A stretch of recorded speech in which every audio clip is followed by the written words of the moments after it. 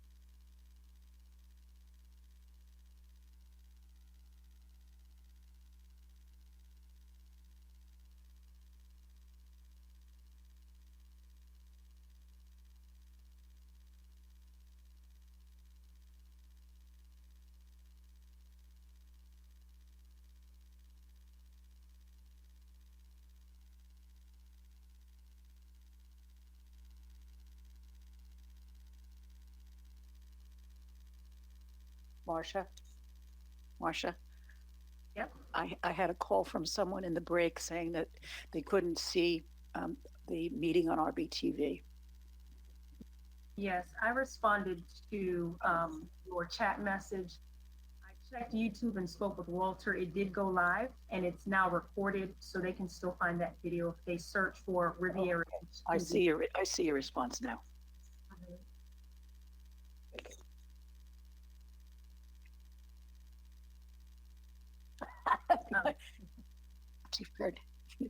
Okay. So people can still follow us live? Mm-hmm. Okay. Okay. Maybe could we make? Okay. Okay. Could we make an announcement about that at the beginning? Just to remind people where they can find, maybe this person was looking in the wrong place. I don't know. Thanks. All right. Hey guys, we're live right now, so please, it's being broadcasted live, Walter.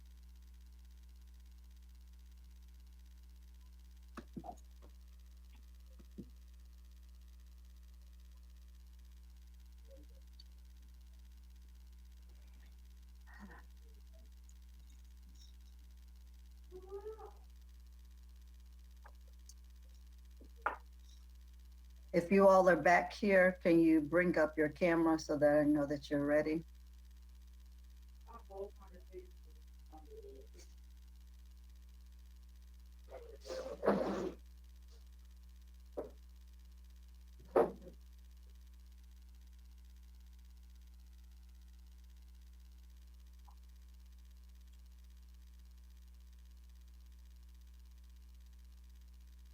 All right, Miss Anthony, are you ready?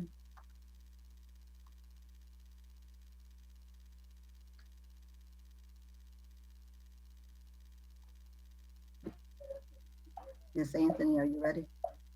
Yes, Madam Chair. All right.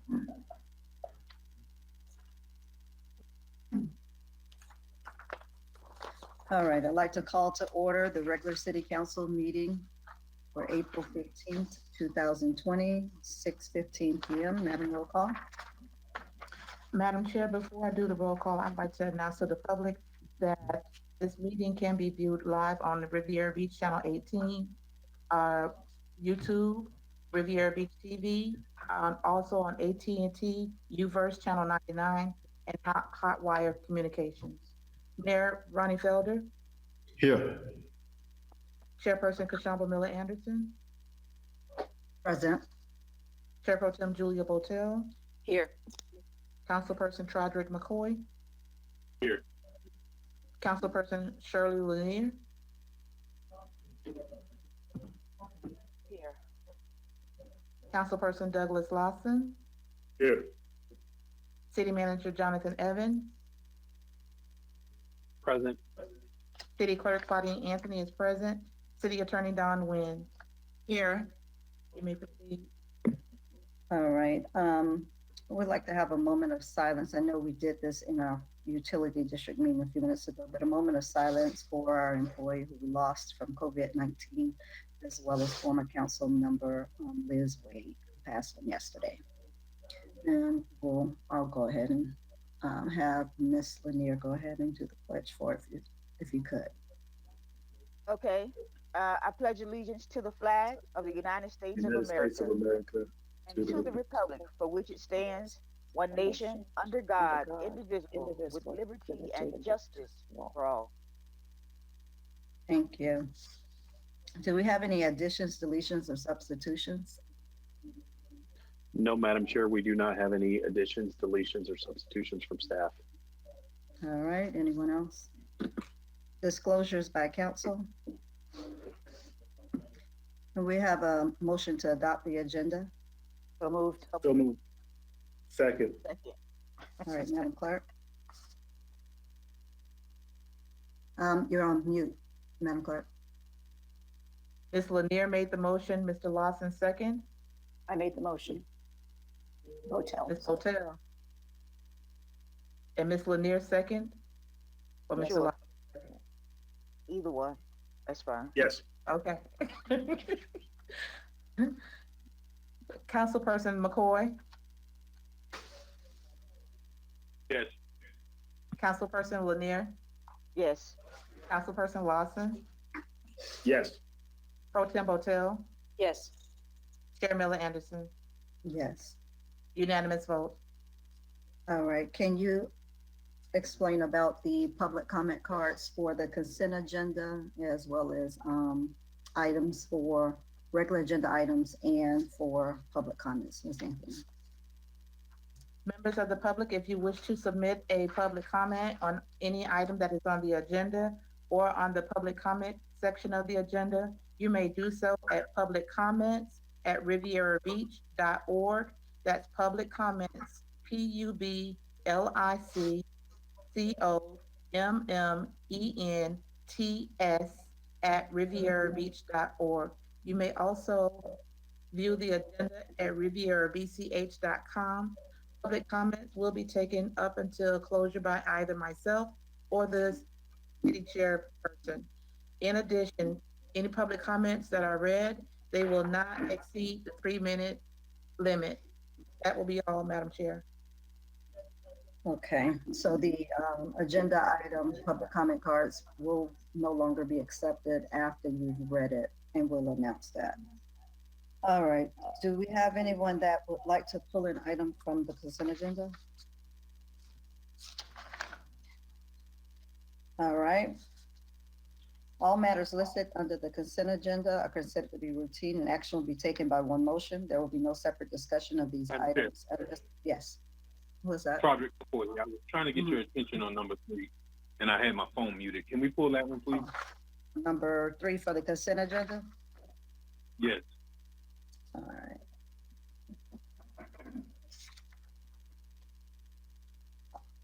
All right, so in which event the item will be removed from the general order of business and considered in its normal sequence on the agenda. So we have Mr. McCoy is gonna pull item number 3. Anyone else have anything to pull? All right. Do we have any public comment cards for consent? You said, No, Madam Chair. all right.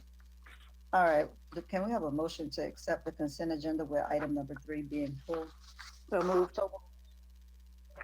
Second.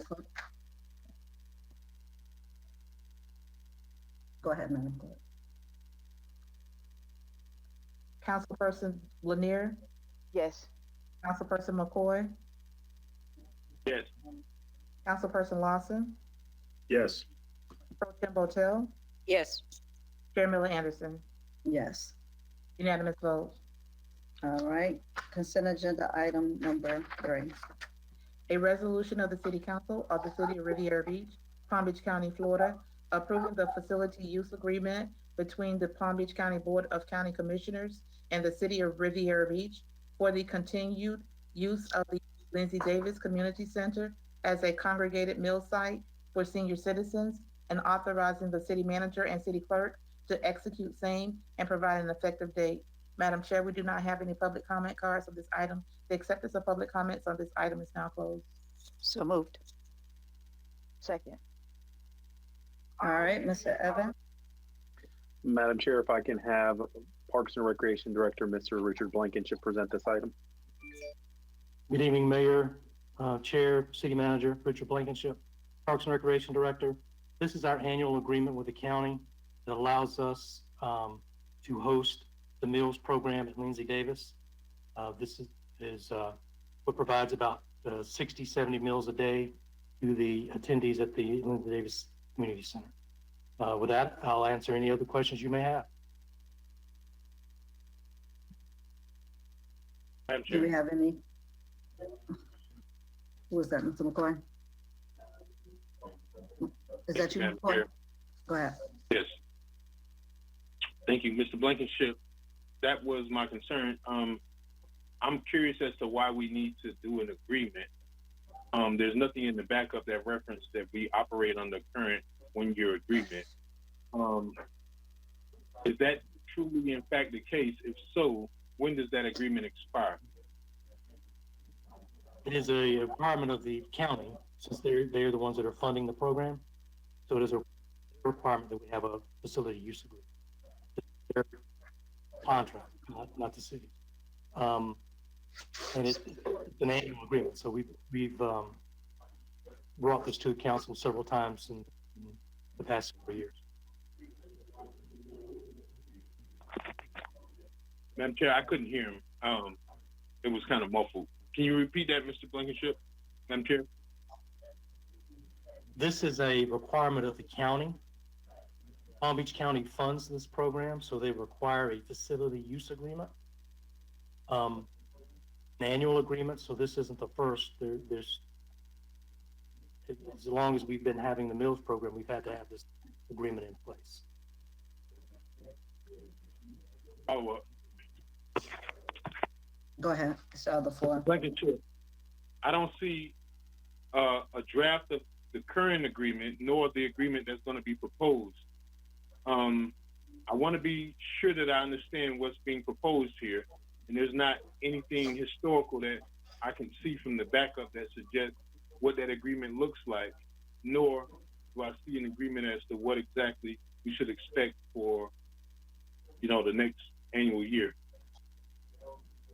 I believe the agreement as vetted by legal is attached.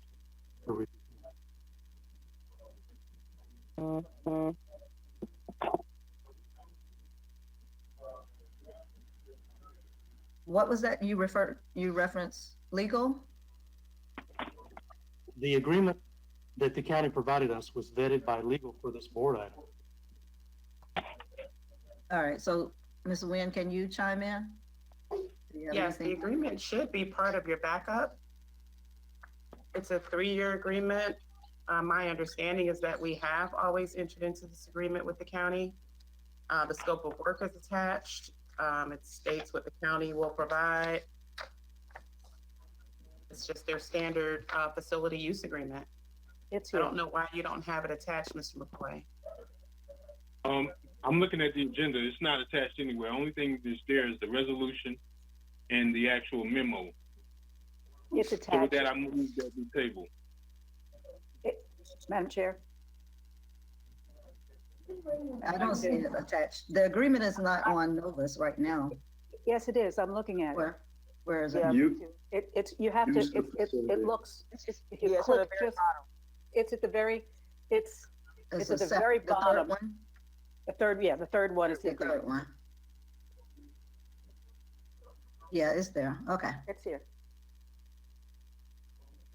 Okay, where am I looking? The very bottom of the page it says, it's underneath the resolution. It says facilities agreement, doc DCC PDF. Under attachments, the section on Novus, it's the last, and it says facility use agreement, LDCC. Okay, Madam Chair, sorry, my mistake. So, and Mr. Blankenship, if you can help me out, when does this expire? To be honest with you, I thought it was an annual agreement, but Ms. Nguyen says it's a 3-year agreement. Well, In terms of the I agreement, thought it was. Go ahead. I believe that if either party can terminate the agreement with 30 days notice or something like that. Yeah, it's a 3-year agreement, Mr. Blankenship.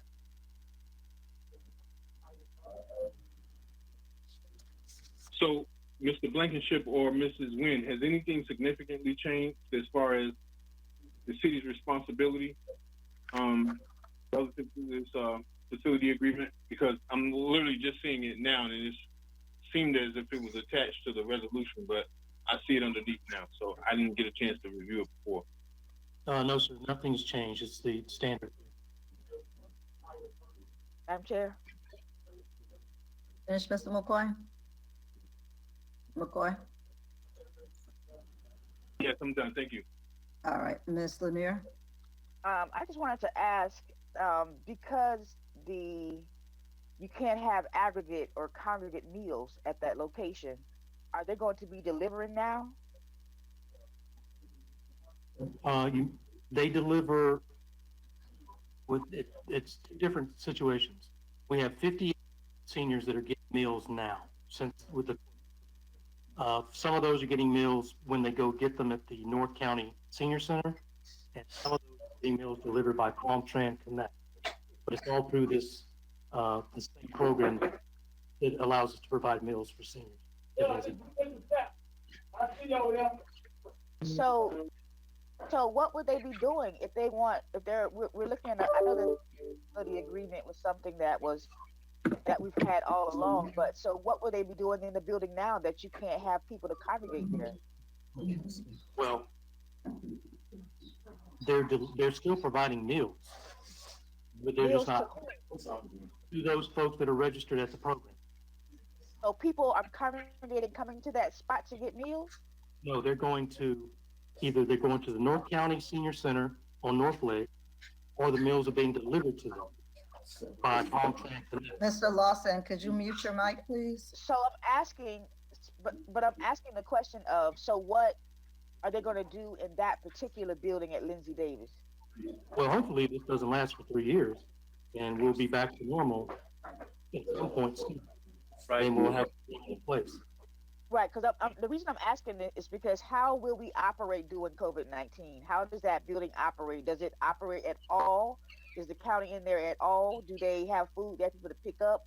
I'm not understanding how this is working now that people can't congregate there and get their meals, and especially during the fact that you can't be, you can't have congregate meals there. So I'm trying to figure out at this point, right now, regardless of the agreement, how is it working now with COVID-19 for this building?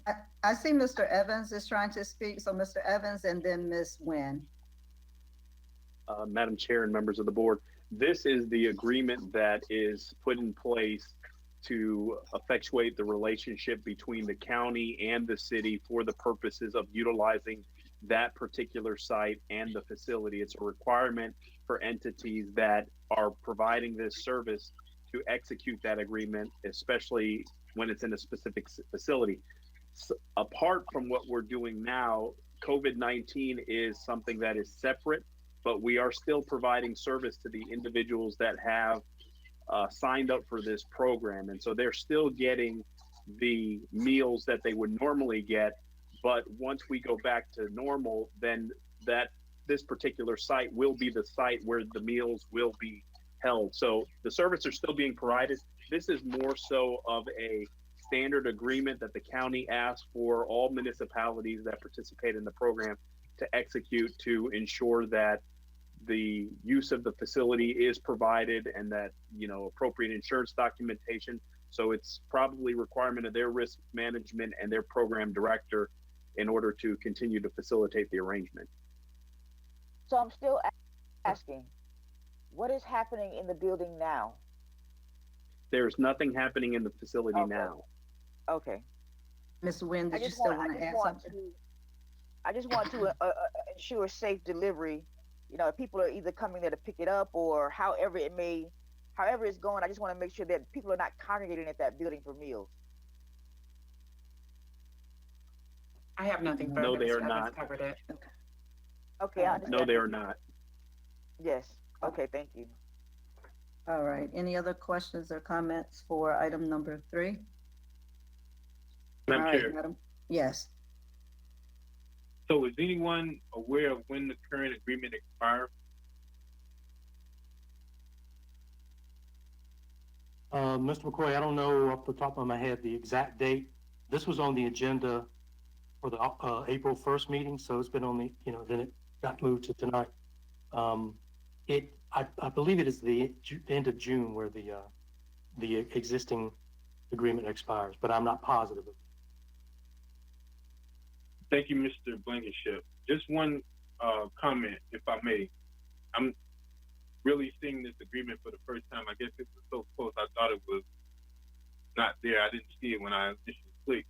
But there's some really interesting language in here that says that the city shall not discriminate based on age, race, sex, and all of that kind of jargon. But I thought it was interesting to say age if this program is solely about seniors. So I hope that we don't discriminate against anyone that's not a senior when it comes to providing access to congregate meals.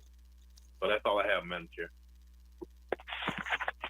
All right. And we don't want to get in debating on who is what age, because we know we have some young looking 70-something-year-olds. So we're going to let whoever comes come.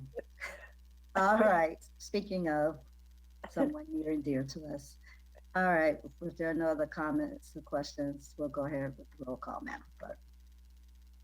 Councilperson McCoy, Yes.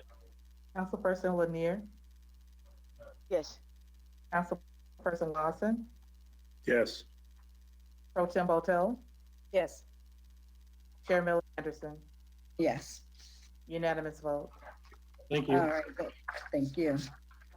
That concludes our consent agenda.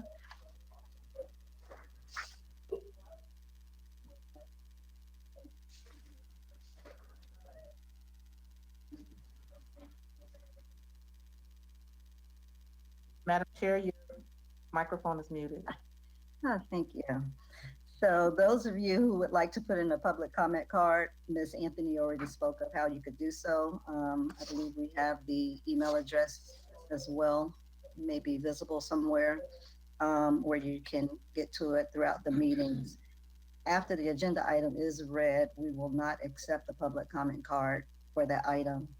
And it will be read for 3 minutes once she receives them. Ordinance on first reading, item number 6. An ordinance of the City Council of the City of Riviera Beach, Palm Beach County, Florida, tolling the current moratorium previously enacted by ordinance number 4133 and extended by ordinance number 4141 for the period remaining on the moratorium from April 1st, 2020, when Governor DeSantis enacted Executive Order 20-91, directing all citizens of the state of Florida to limit their movements and remain at home in response to the public health emergency of COVID-19 for the duration of the Executive Order 20-19, including any modifications or extensions thereof by Governor DeSantis as to the filing, receiving, or processing of any application or permit associated with lands having a special preservation future land use designation in whole or in part, including submerged lands and uplands or lands defined as wetlands or a wetlands preservation area within Chapter 23, Article 3 of the City's Code of Ordinances in order to review, amend, and develop codes and land development regulations associated with the city's comprehensive plan and the special preservation future land use designation, along with codes for coastal construction and wetlands preservation in order to protect and conserve the city's natural resources, providing for the boundaries subject to the moratorium, providing for conflicts and severability, and providing an effective date. Madam Chair, the acceptance of public comments on this item is now closed. So moved. Or we have to move it. Yeah. Do we have a second? Second. All right, Mr. Evans? Madam Chair and members of the board, if I can have Acting Director of Development Service, Mr. Jeff Gagnon, present this item, and legal will be prepared to provide any additional assistance. Thank you. Good evening, Honorable Mayor, City Council staff.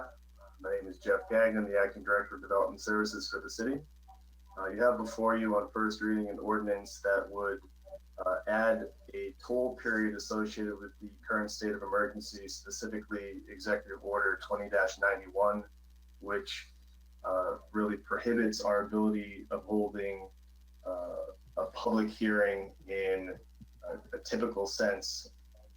I know we are doing digital meetings now as kind of a last ditch effort. However, we have language that we would like to bring before the Planning and Zoning Board, followed by City Council for your review and hopefully approval. And we would like to follow a typical public hearing process in order to do so. So what this ordinance would do would be to toll an additional period of time based on the current Executive Order 20-91 and any extensions that there might be to that order as well. If no action is taken, the ordinance is currently set to expire on May 30th. So staff is recommending that we add this tolling period, and we ask that the City Council approve this ordinance. Thank you. Mr. Gagnon, April 30th or May 30th? I'm sorry, May 30th would be the expiration date of the current moratorium. Okay. All right, you said we don't have any public comment cards for this item, Ms. Anthony? No, Madam Chair, we do not have any public comments on this item. Do we have any comments or questions from the board? All right, Madam Clerk? Councilperson McCoy, Yes. Councilperson Lanier, Yes. Councilperson Lawson, Yes. Pro Tem Botel, Yes. Chair Miller Anderson, Yes. unanimous vote. All right. Discussion and deliberation, item number 7. Discussion and deliberation by council on selecting a chair and chair pro tem. Madam Chair, the acceptance of the comments on this item is now closed, and we do have a public comment on this item. All right, Mr. Evans? Madam Chair and members of the board, this is your item to reorganize the composition of the board with regards to the selection of a chair and a chair pro temp. Staff has facilitated by creating the memorandum, but it is specified in your city charter as far as procedural elements that would be the responsibility of the chair and the chair pro temp. At this particular time, staff is here to address any questions of the board, but this is the discussion for the board to select who will serve in those two capacities. And in closing, Madam Chair, thank you for your exceptional work in serving as the chair during some challenging times every time that you have served in that capacity, but it's much appreciated.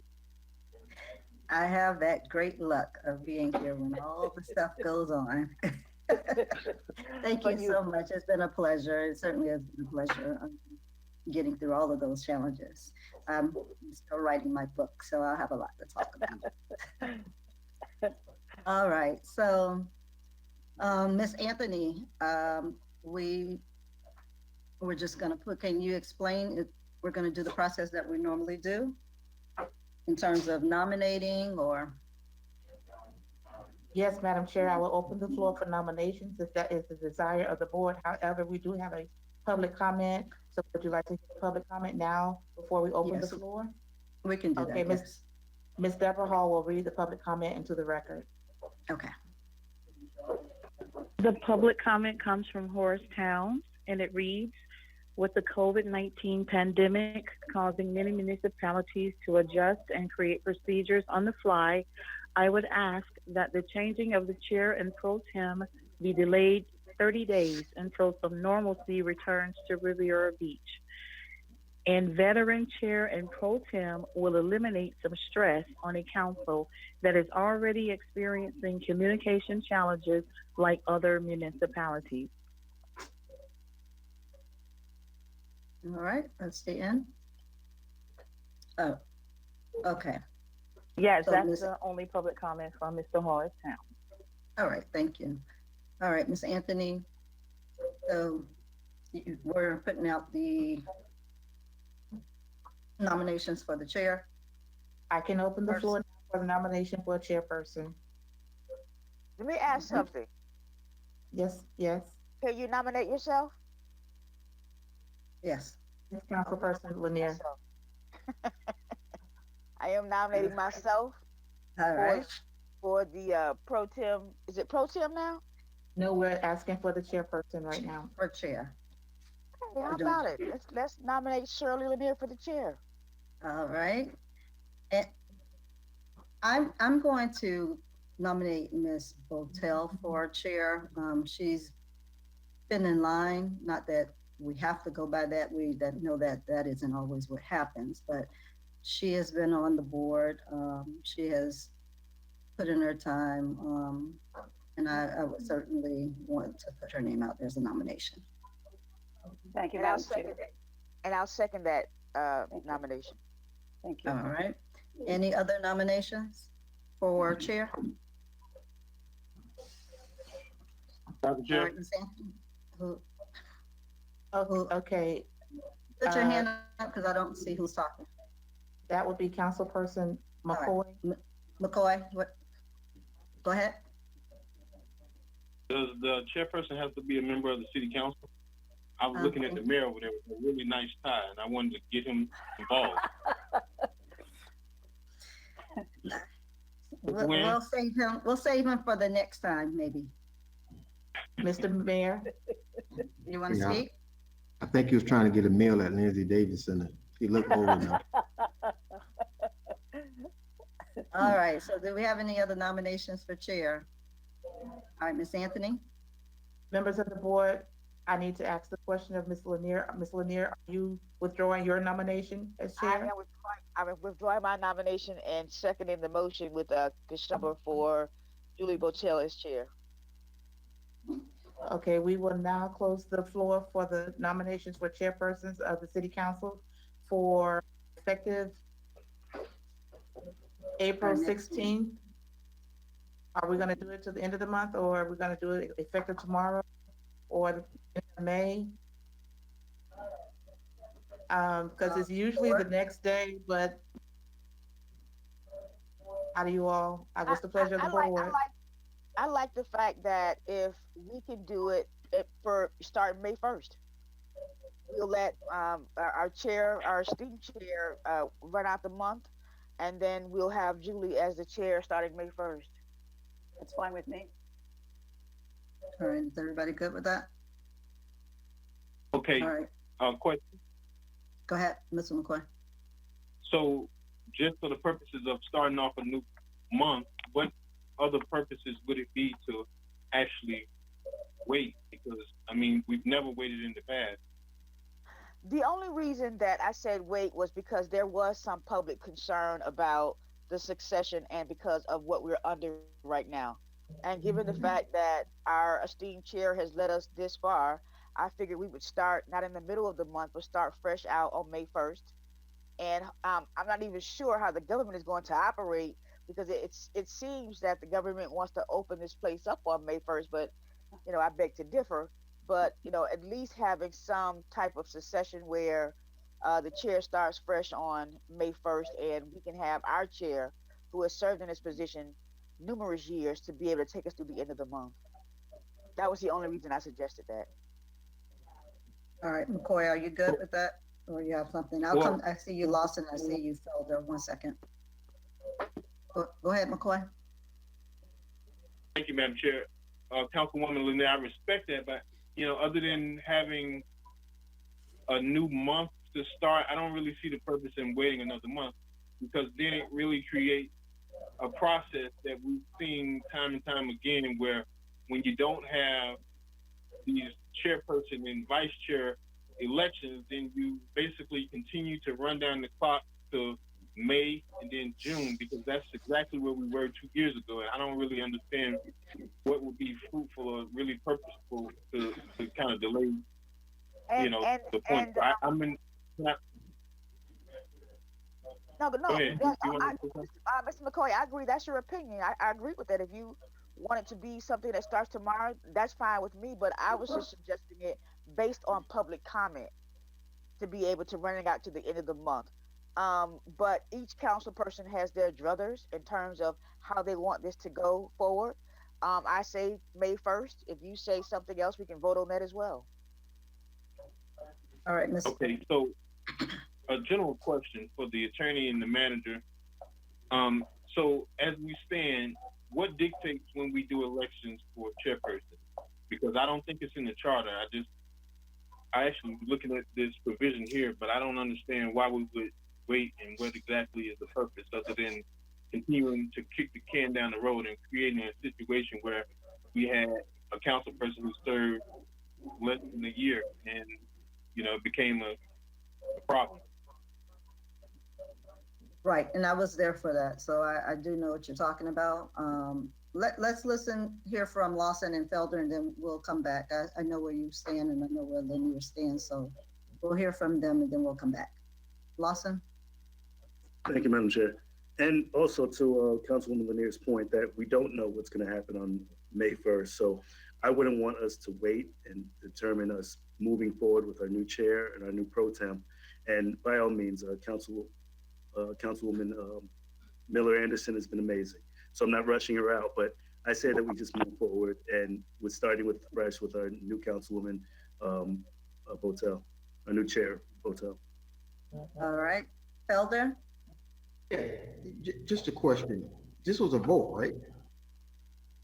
It Was will it a be. vote? Well, It will. if we had more than one person that was nominated, we would have done a vote, but typically, and correct me if I'm wrong, Ms. Anthony, if there's just one person nominated and no one puts anyone else up, we don't typically vote. The Gotcha. floor has been closed for nominations and it's one person, and so therefore there's no need for a vote. Correct. Thank you. All right. So, I'm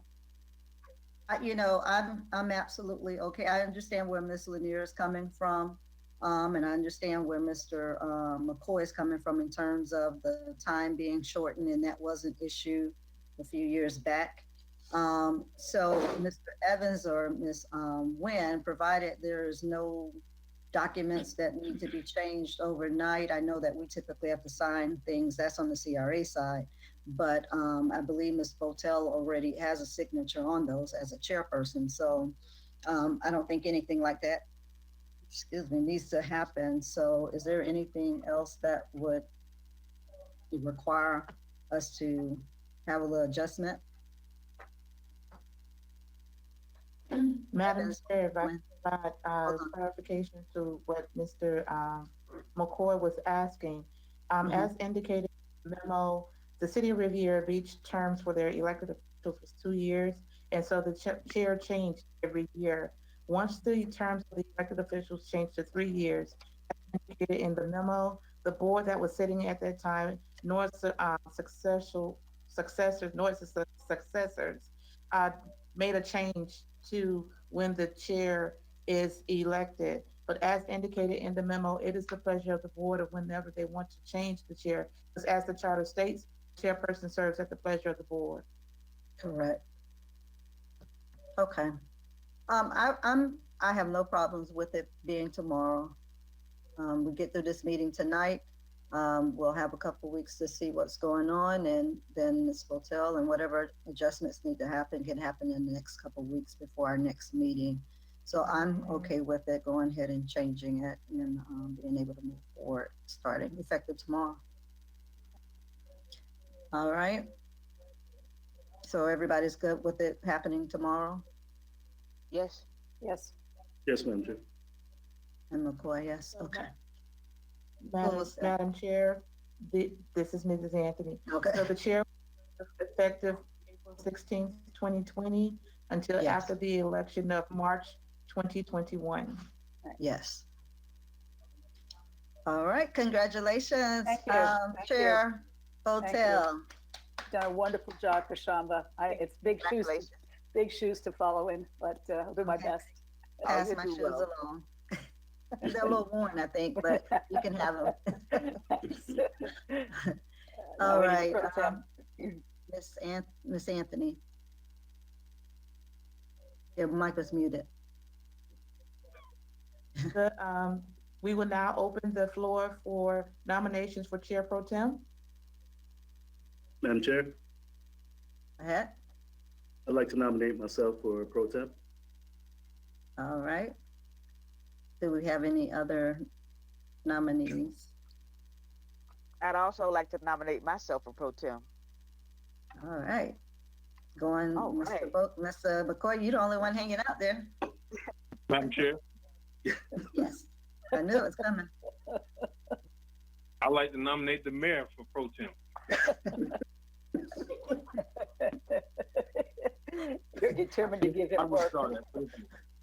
I withdraw, thank you. More responsibilities, Mayor. All right, Ms. Anthony, so we have Mr. Lawson and Ms. Lanier for Chair Pro Tem That nominees. is correct. All right, that's and our correct. next step would be to do what now? We would need to take a vote, and we would take a vote on Mr. Lawson first. And All right, if necessary, take a vote on Ms. Lanier. So All can I right. get a motion and a second nominating Councilperson Lawson as Chair Pro Tem? I didn't hear you. What did you say?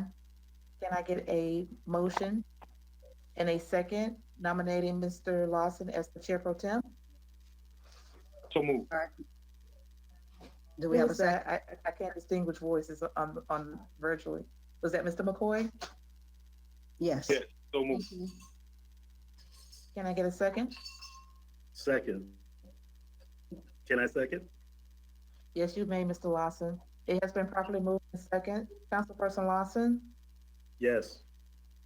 Councilperson Lanier, No. Councilperson McCoy, Yes. Pro Tem Botel,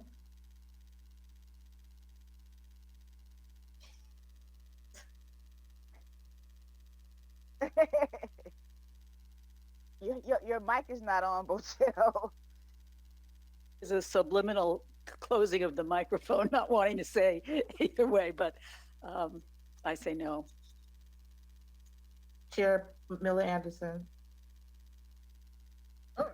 Leave it up to me, huh? I'll say yes. Okay, that motion is approved with Councilpersons Lanier and Botel dissenting. Okay, can I now get a motion and a second for, if you all want to move forward with the vote on Ms. Lanier? Can I get a motion and a second, nominating Councilperson Lanier? I have a question. Yes, ma'am. What point would there be? Madam Chair, it's just a matter of formality. I just cannot make the, Okay. but All if right, it's, so let's ask this then. Let's just ask this first. So if we voted and changed our, and did the same, did the opposite, you have co-chairs? Co-chairs? no, that is not in our, Ms. Nguyen? Madam Chair. Ms. Nguyen want to chime in on this. Go Yeah, ahead. Madam Chair, Mr. Lawson received the requisite number of votes. You wouldn't go to the next person. Right. Right. Madam Right. Chair, Uh-huh. I would like to, let's see, I'm trying to remember, Roberts would allow me, if I had been on the prevailing side, to reintroduce that motion. And I would ask somebody who had been on the prevailing side to reintroduce in an effort to provide Chair Pro Tem Lawson with a unanimous vote to support his candidacy. I think it's really important for us, if we're going to be together, to move together as one. And if somebody on the prevailing side would ask to have that rescinded, is that the proper word, Ms. Nguyen? Yes, to rescind that vote, I would be happy to change my vote. Madam Would Chair, be yeah, it would be a reconsideration by the person on the, Yes, a someone on the reconsideration. Thank you. prevailing side, yes. A reconsideration. Mr. McCoy, did you have something? I wanted to offer a motion to reconsider. All right. Second. Oh, can I second if I wasn't on the prevailing side? Yes, Yes. you can. I second. All right. Are we ready for the vote? Yes. Yes. Councilperson McCoy, Yes. Councilperson Lanier, No. Councilperson Lawson, Yes. Pro Tem Botel, Yes. Chair Miller Anderson. Yes. That motion is approved with Councilperson Lanier dissenting. All right. Congratulations, Yes. Mr. Lawson. And Congratulations. Ms. Lanier, you definitely are right. I'm sure you'll probably bump them out soon. I'm sure. As long as, if we get back to the chambers, I know she's gonna hold you to task, Mr. Lawson. So right now, you're kind of free to be you Absolutely. I'm safe in my area right now. in your area. Congratulations to you too. Would you two like to say something? I would, Madam Hotel? Chair. I would like to congratulate Mr. Lawson and recommend that he not have himself looking over his own shoulder for future meetings. It's somewhat distracting. Thank you. No, seriously, congratulations, Mr. Lawson. All right, Mr. Lawson. I just wanted to thank Madam Chair. You've done a phenomenal job this past year, and I just transpired. I really just aspired to fill those shoes that you've left for us. So, and Dr. Botel, you as well as Vice Chair, I just look forward to working with you. Thank you. Thank you. Thank you. I appreciate it. And good luck to you too. I'm sure you all will do very well. And we'll all be working together as we have done in the past year. So I'm sure once we get past this, I think once we get through the meeting tonight, we can do anything because we were able to maintain some control here, which I was very concerned about. I just want y'all to know that. Ms. Evans can tell you that. So I appreciate it for making this situation go by pretty smoothly. All right, so number 7, we are finished with number 7. Item number 8. Discussion by city manager. Number 8, discussion by city manager. Is that correct? Discussion and deliberation on the authorization to negotiate a purchase agreement for 2129 North Congress Avenue. Madam Okay, Chair, hold we do on. not have. Hold on. Now, I have this agenda that is not It's correct. wrong. You have to go by what's online. Yeah, we got, so please don't throw anybody else off like that. When you have it printed, if you all add anything or change anything, we have to let the council know, because otherwise we're operating on the old agenda. All right, So so, something was changed on the agenda? I don't know. I have to pull it up and see. Mr. Evans, do you know what the situation is? I believe that this item, when the agenda was originally published, had an additional document that was inserted. So staff did pull the item down and pull it back up. And so I think it was probably a matter of a couple of hours when you may have pulled down the agenda, why it didn't populate on the agenda item that you printed. But the item is discussion and deliberation to authorize negotiations and purchase agreement for 2129 North Congress. Yeah, because that was somewhere else. That was in another, originally, I know when I originally saw the agenda, it was in another position, so I guess it changed. Yes, I believe it was on the agenda that we sent to you yesterday, Madam Chair. No, this is the one I have, the one you all gave me. No, it's not. It's not on here. Okay, my All apologies. right, so we're at number 8, discussion and deliberation on the authorization to negotiate a purchase agreement for 2129 North Congress Avenue. Mr. That Evans? is correct. Okay. Yes, Madam. Mr. Evans. Yes, Madam Chair. At this particular moment, I will have the assistant to the city manager, Ms. Marcia Noel, begin the presentation, and then I will interject towards the end of the presentation. Ms. Noel? All right, thank you, Mr. Evans.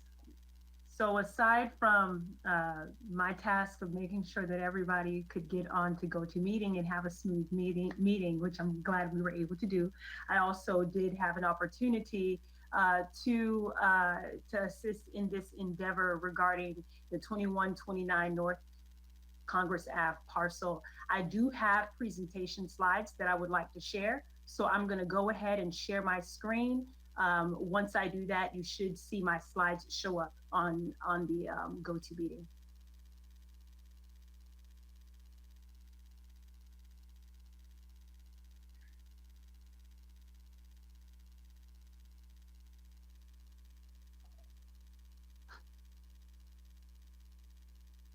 Just one thing. Ms. Anthony, did you say we have public comments for this item? No, Madam Chair, we do not have any public comments for this item. Okay. All right. All right. Okay, so I will go ahead and begin. So with this presentation, the purpose of me providing this to you is for the purpose of providing you with some background information that'll be useful for this discussion as we are seeking your approval to negotiate a purchase agreement for the property. I'm going to start with a backdrop, provide some information on the current state as to where we are with the library and youth empowerment program, what our search process was like. Later into the presentation, Mr. Evans will provide some input, and then we'll make sure to finish off with any questions that you may have. So with that being said, I will begin. All right, so what you see in front of you is the first slide. As you know, the library did receive a grant back in 2016 for the construction of a new library facility.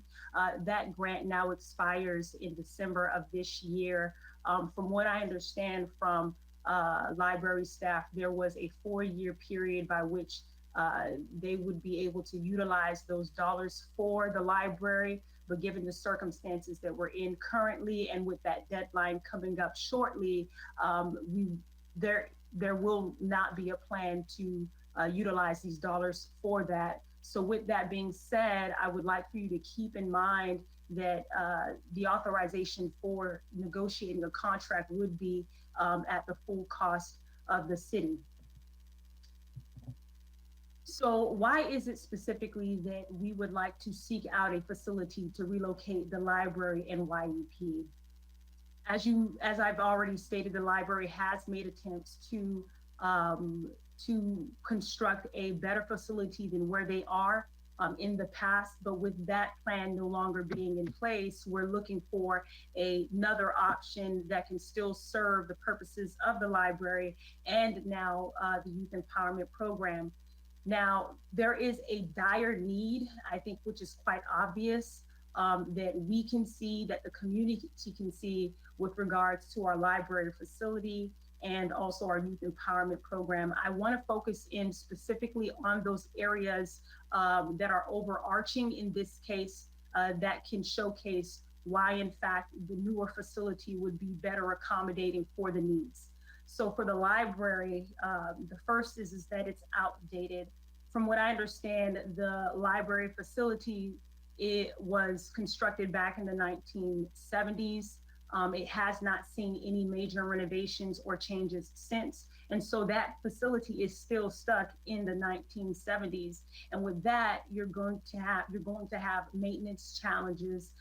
One of the major issues with regards to maintenance and repairs have been issues with the with water intrusion or flooding inside. And so when you go into the library facility, you will see areas that have been taped off and what have you, things that have been done to try to manage the situation. But with those maintenance challenges, it also presents health and safety issues as well, both for the staff and for the community that utilize that facility. For the youth empowerment program, the main challenge with that particular department is simply that where they're currently located, it lacks sufficient accommodation for staff and participants, the youth and the adults that participate in their programs in that facility. Now, why specifically the library and the youth empowerment for this new hopeful location? Well, the main common factor between the two is simply that they are community-oriented programs focusing on youth, adults, education, and empowerment.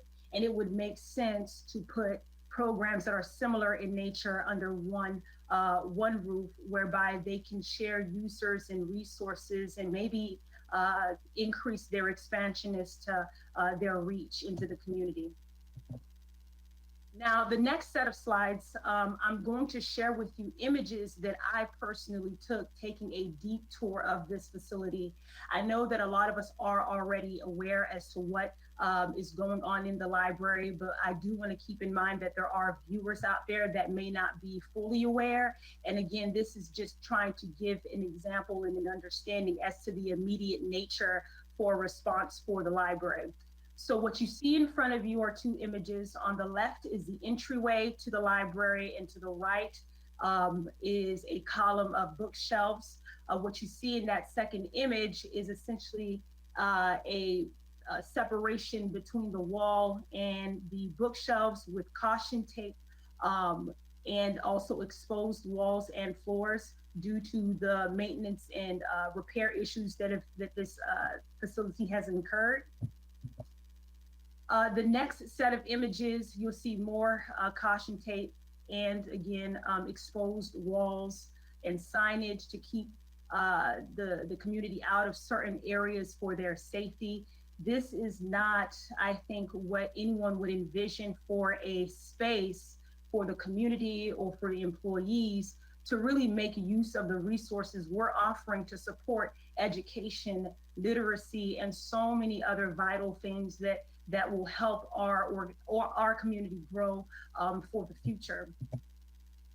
The next set of slides that you see is some other areas of the library, particularly the second floor. On the left, you will see a room. I think that room actually used to be where the African American Studies room is. Now that room cannot be occupied whatsoever.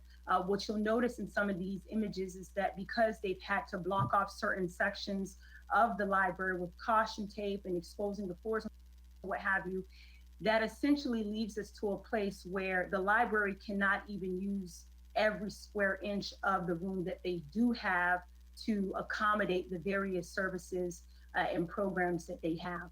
To the right, again, you'll see more bookshelves, there's caution tape, and again, it doesn't really give you that feel of a welcoming and a productive environment as you would anticipate for a library setting. The next set of images focuses more so on the employee workstations. To the far left is where the library staff currently works out of. You'll see several cubicles in this one particular room. And this is also where they store some of their supplies and things of that nature. So this kind of gives you a behind the scene look on that end. In the middle, you will find where the library director's office space is. And as you can tell, there's exposed walls.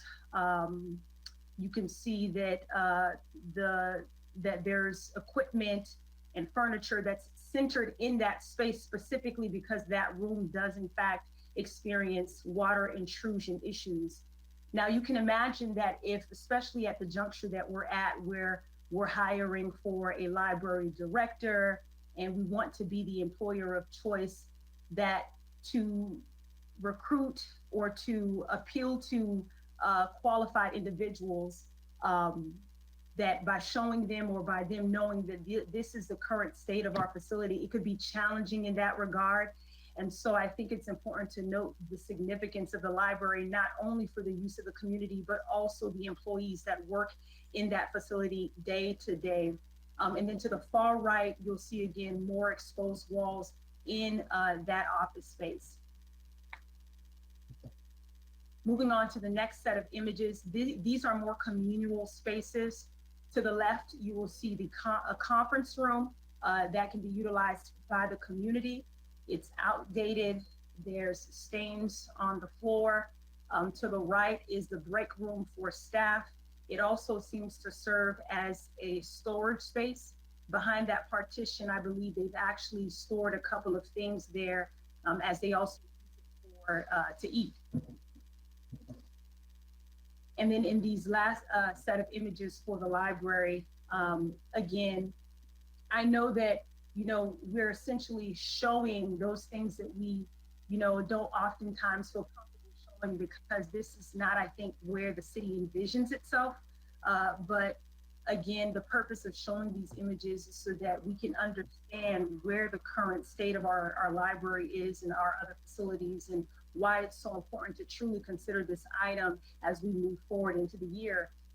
So in this last image, you'll see the inoperable computer. We have single-use bathrooms and or single-stall bathrooms and outdated furniture. One thing I noticed for certain in this library, especially when you're looking at a capacity whereby they are experiencing over 160 visits annually in dealing with individuals day to day, that oftentimes you see for facilities of that sort, bathrooms that have multiple stalls. And so we're talking about accommodation. How is it that our current library facility, how can that accommodate the needs, the daily needs of the community and the employees that work in that space? So that is actually not the last one. I think that we have just about one more slide for the library. This final slide is going to show you the ceilings, part of the ceilings in the library. To the left is the ceiling near the office spaces on the second floor. As you can tell, there's patchwork done there. It's dilapidated. And to the right is the ceiling in the office of the library director as well. And they are not in the best shape. Now moving on, I'm going to show you a set of images as to where we currently stand with the youth empowerment program. For those who may not be aware, it is located at the Lindsay Davis Center, and it's in its own separate building. For this facility, it currently is at about 2,500 square feet, of which they're working out of. On the far left, that's what I would consider a foyer before you get into the main parts of the building. To the right is the podcast or media room just off of the foyer that the students will utilize for recreational purposes. And then to the far right, you will find the main hallway in that first floor of the youth empowerment. Now, one interesting characteristic about this particular facility is that it seems to be that it's very narrow and very small. And when you take into account the amount of people that that utilize this facility in a given day, which from what I understand is about 50 people or potentially more, we need to think about how can we move to spaces that are more open, that provide more use than just single purpose use and what have you. And so it's important for us to understand that currently with what the youth empowerment program is experiencing is that for the amount of services they offer and the amount of youth and children that they're serving, their facility seems to be limited in space. For these next set of slides, just additional spaces as well. You'll see to the left is a playroom for the youth, and then to the right is the one bathroom that they have on the first floor. I will note that there are only 2 bathrooms in that entire building. And so imagine again, with about 50 people at one time in that building, having to only utilize 2 bathrooms can be challenging. In these next set of slides to the left is the break room that the staff utilize. There's not enough room really for anybody to sit down and have their lunch or have their breakfast. So you would imagine that they probably grab their lunch, heat it up, and sit at their desk. And to the right, you have the stairwell that leads to the second floor, which also seems to serve as a storage space as well. In these next set of images, this is going to be the second floor of the youth empowerment program. To the far left is the hallway, again, narrow. And then to the right is that corner just off of that that hallway where they have stationed 2 computers.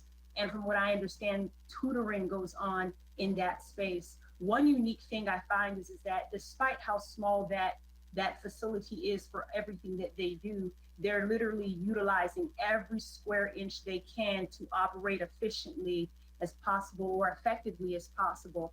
To the far right, you will see that there is a makeshift office space for one of the other staff members. I do want to mention that they do currently have 3 staff members. You have the director and then the 2 others. The 2 others have to find corners in that facility to work out of, and this is just one of them.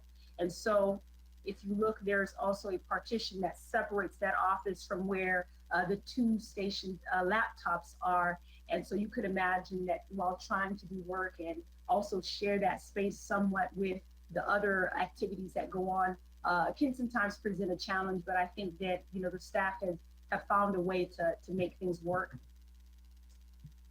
Now, with that being said, after giving you information as to where we are with those 2 facilities, I want to give you some information now on the search process. So the search process keeps in mind the needs of both of these programs. And so that you are aware, we did begin this search back in January of this year. We were able to identify 5 viable locations, or possibly viable locations. And from what I understand in our research, there is a limit in the field as to the locations that we can actually truly look at as parcels to consider for this particular initiative. And so for us to have come down to 5 was after some extensive research. Now, in the research, this was not just a sole effort of city administration. It was done in effort in part with the IT department, Public Works, the library, and YEP. So for the first two locations that we looked at, they're both owned by the same royalty company. You have first the BB&T Center, which is marked with 1, and then you have the former bank, which is located right next to the BB&T Center. These two locations are on Broadway. You're looking at $20 a square foot for a 3 to 5 year lease, fees not included. For the first space, which is the BB&T Center, they were offering 2 empty floors to lease, and the combined total for the square footage would be at 7,300 square feet. And then for the former bank, just off of that, it's a 2-story building at about 10,000 square feet. Now, to give you an idea as to what the interior of these facilities look like, for the BB&T Center, there were 2 floors, as I said. So the first larger image is one of the floors, and it's completely empty. It does have walls and carpeting, but again, we walk in with an open mind that whatever facility we're looking for may not necessarily have everything we need, but there may be a need to certainly renovate and customize to our needs. That smaller image just off the corner at the bottom is one of the other floors, which is smaller, but it does have a set of cubicle and office spaces around it. But just by the square footage alone, we know that if the library is currently operating in a 14,000 square feet space, and YEP is operating in about a 2,500 square feet space, this would probably be very challenging to consider. For the second location, the former bank, you'll see that the larger image in number 2 is the second floor of that building. It's essentially a shell, and another way to kind of say that, for lack of better terms, is that it's bare bones. It's like a skeleton. And what you'll notice as we go through some of these images is that most of the locations have been like shells. We would have to consider building out and constructing out those spaces to fit whatever the desire of the city would be to turn it into a workable space for the library, the youth comment program. And then for that smaller image at the bottom right, that's the first floor level of that former bank as well. It does have walls and ceilings and things like that, but from what I understand, that building would also need renovation. Now for the third location, we looked at the Island Plaza on Broadway, which is the former Save-A-Lot. You're looking at about a $20 to $30 a square foot for a 5-year lease, fees not included. So if you do include fees, you just essentially estimate those costs with that.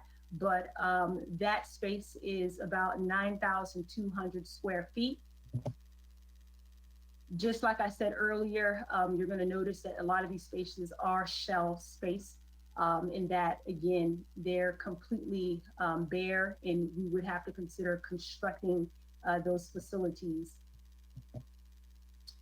The fourth location is the Marine Center, located at 801 West 13th Court. They were offering 2 available suites, Suite A and Suite C, and you're looking at $14.50 a square foot for a minimum of a 3-year lease, fees not included.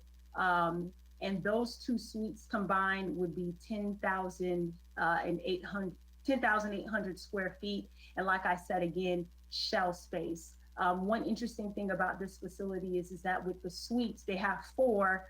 2 of the others are already leased out. And so there's actually a suite that's in between the A and C. And so that would make for somewhat of a disjointed arrangement if that was to be considered. Now to the final location, which is what we are proffering tonight, which is a 2129 North Congress Ave parcel. This parcel is at about a 15,000 some odd square feet, 1,000 square feet. And when we look into the interior, as you can see in the attachment that came with this agenda, which basically spells out the details regarding the highlights to this space, you'll see that this is the space, and actually the only space we came across that has the renovations and the updates and almost almost similar to a move-in ready like feel than what we've seen. And so this facility, we believe, is probably going to be the best decision moving forward to accommodate both programs and to fit the needs as it currently stands. Now, as I said, we looked at 5 locations and we came to the determination for the 2129 North Congress Ave parcel. The 5 key factors that went into that decision was the location. It is currently located near the intersection of Blue Heron Boulevard and North Congress Ave, 2 major roadways. In addition, it will be cost effective purchasing this property versus the leasing. We did consider that if we were to lease, we would not lease more than $300,000 a year for something like that. And so for this particular property, with what the current market value is of it versus leasing it out, it would make sense for the city to potentially move in the direction of actually purchasing that property, as we can also see how it could benefit in other ways. The third factor being the size. It is the largest parcel of all others that we've come across, and so we know that that will be of great benefit. The fourth factor being its ability to accommodate, not just because of the size, but because it has some other additional features to it, like the amount of parking and the ways in which we can actually modify that space to be multi-purpose use for the direction in which the library and the youth empowerment program is heading in. And then lastly, we want to consider the future use of this facility, especially as we start to think more in the 21st century as to where community-oriented programs are heading in. And then in addition to what Mr. Evans has mentioned in his March 10th memo is that as we look to other capital projects where we may eventually get to construct, rebuild some of the other facilities, this newer facility can be utilized as a transitional space.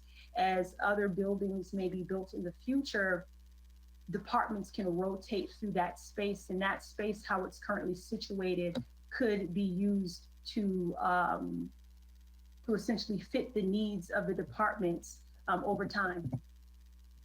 And so at this point of the presentation, I'm going to now hand it off to our city manager to provide you with a virtual tour of this particular location.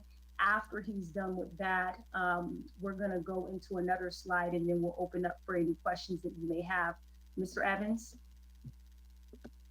Thank you, members of the board and members of the public that are watching this item. Just a couple of things that I think are germane to the discussion that we're having today. Your library sees about 160,000 visits annually. Total reference transactions are about 11,000 and total collection use is about 11,000. The Youth Empowerment Program has at any particular time has seen unique visits, sometimes up to close to 200 individuals. Now, the facility is a facility that is utilized and has its peaks and ebbs and flows as it relates to individuals that are utilizing the program, but it is something that is extremely valuable to our young folks and those that are seeking careers in the trade.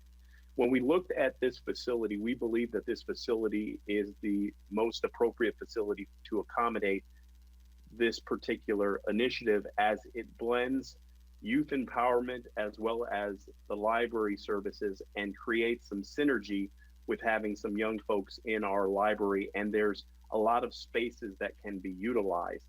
One of the things that is germane to the conversation is the property is not necessarily for sale. There is a ground lease that is currently in place where the property owner has a tenant that pays them on an annual basis to utilize the space that is unutilized. So we talked about having the conversation about acquiring the property versus getting into a situation where we enter into a lease agreement.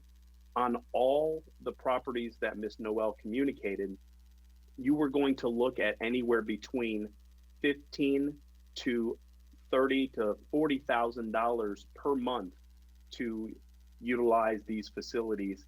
In addition to, you did not own that asset. So you would have a situation where on an annual basis, you can end up spending anywhere from $150,000 to $300,000 to $400,000 a year in a lease payment. When we look at the situation that is present at our port center, we know that we've had multiple opportunities to acquire that parcel. And so we didn't want this situation to be a similar situation. I'm going to go ahead and share my screen to walk you through the floor plan. And this is just a sketch of staff. And then I will show you a video and then we'll entertain some additional comments. So if you can bear with me momentarily as I share my screen. I'm stepping away for a minute, Dr. Botel.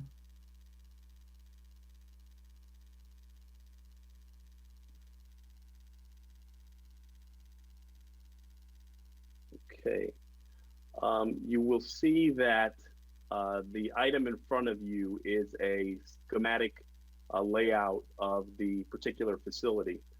You have an area here, and I will utilize a tool that will assist me in spotlighting. So here is your reception area. You'll see in this reception area, we've incorporated a cafe. In most libraries, this is something that is very common, where you have a coffee bar or an area where people can congregate to hang out prior to entering into the library facility. So there's a cafe here. As you walk into the facility, this is where you will enter the library. You'll have a reception desk, business center, an area for computers, your youth collection, as well as your adult collection. You have a situation here for our African American room, a conference room, and then you have seating, technology services, and additional seating. Here is the restroom facilities that would be able to accommodate all the operations here for the public. And then you have a laboratory where we are talking about robotics and a STEM program, hydroponic gardening. I think even looking at, we may have an opportunity to encourage folks to get into epidemiology as it relates to what we're dealing with now concerning COVID. As you walk down, you'll see some additional areas here for hydroponic gardening, indoor for YEP, some storage area. This is a 30-person classroom that can be utilized for community meetings, training sessions, etc. You have another part here where there is a computer lab and testing center.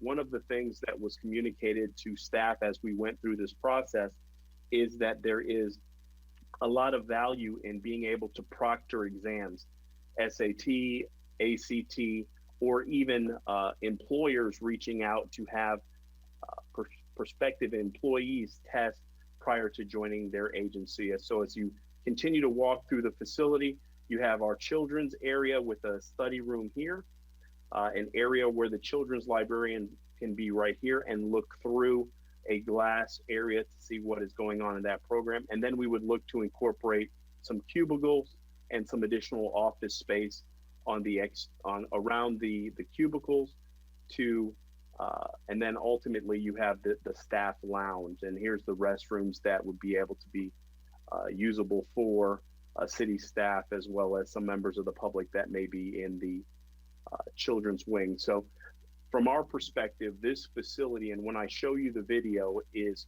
pretty much ready to go. There is some additional build out that will have to occur, and the city is looking at taking the necessary steps to go through a competitive process if the board is interested in acquiring this particular parcel. So at this time, I'm going to stop sharing my screen, and then I'm going to go into the video. If you give me a moment, and I will narrate the video to the best of my abilities.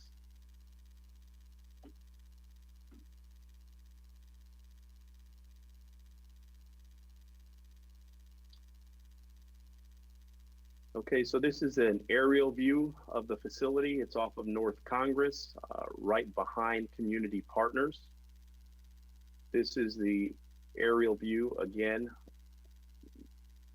That gives you a look at the facility. And there is more than adequate parking to be able to accommodate. This is walking into the main lobby area, the reception area. And that's the floor plan of the facility. This is some of the professional offices that are in the facility.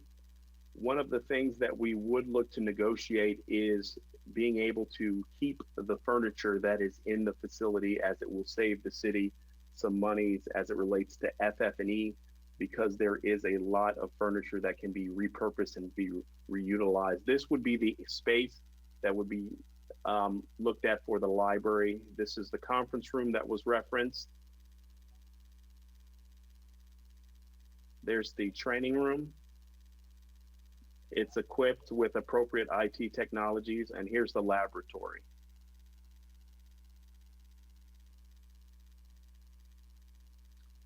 This is the restroom facilities to accommodate the public need.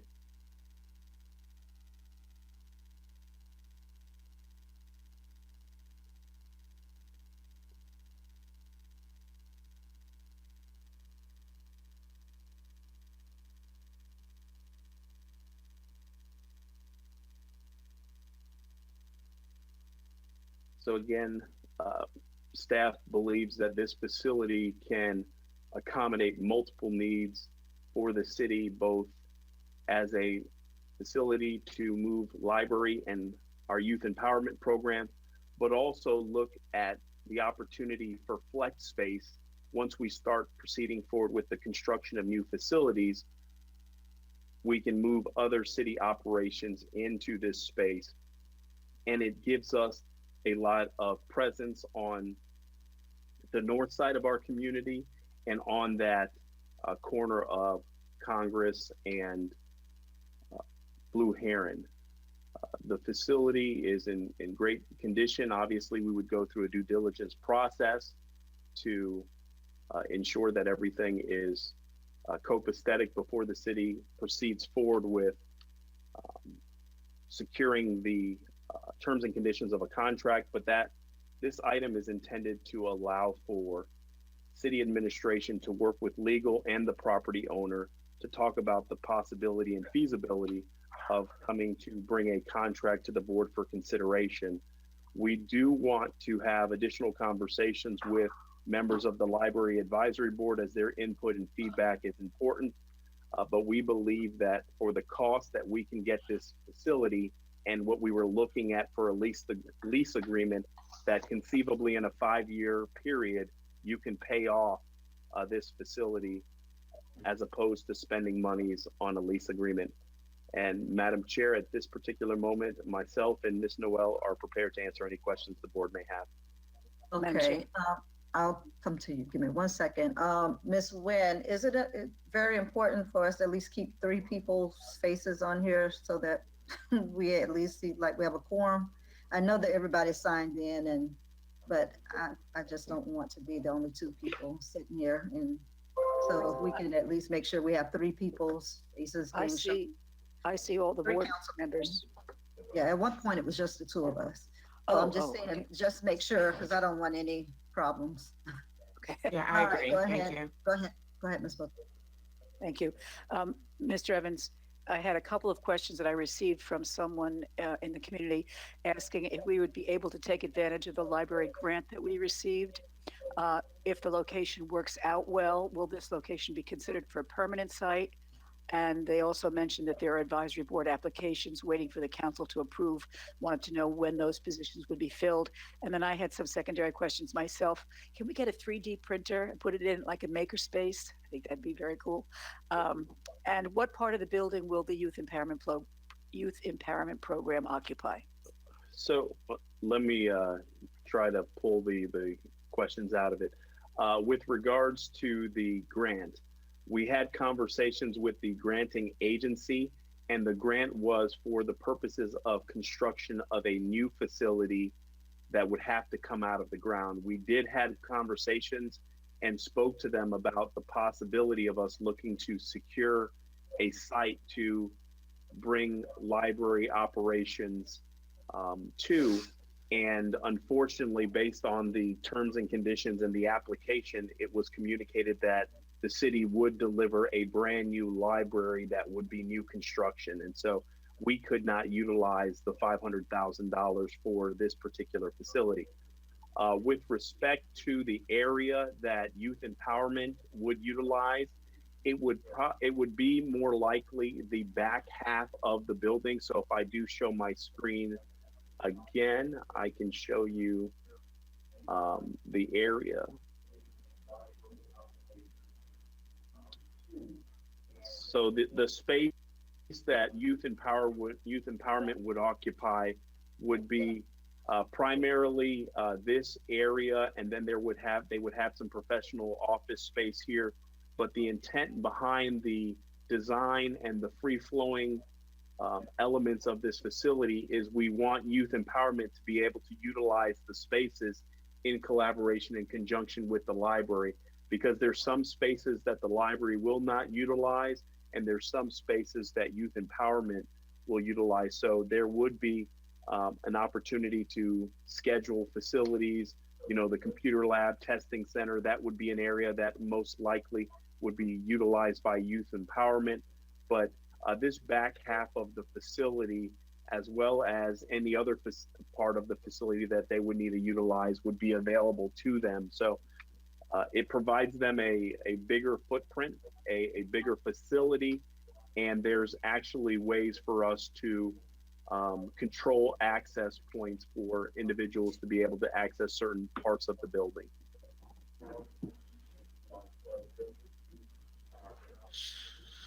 Just to follow up, the advisory board applications. The advisory board applications, that's something that we can place on consent at our next regular city council meeting. Thank you. Okay, can we take the presentation off? I can't see the other people. Yeah, I want to have a question to Council. Madam Go Chair. ahead. Go ahead. Someone just texted me about where did they put in public comments for this. I'm assuming they just joined the meeting, so I wanted to make sure that people in the public knew if there were any questions about this or any other items before we are finished, where to send public comments. Miss Anthony? Can you repeat because we still have to do public comment, which we'll do as soon as we finish this here. Madam Chair, the email address to email public comment is public comments, PUBLICCOMMENTS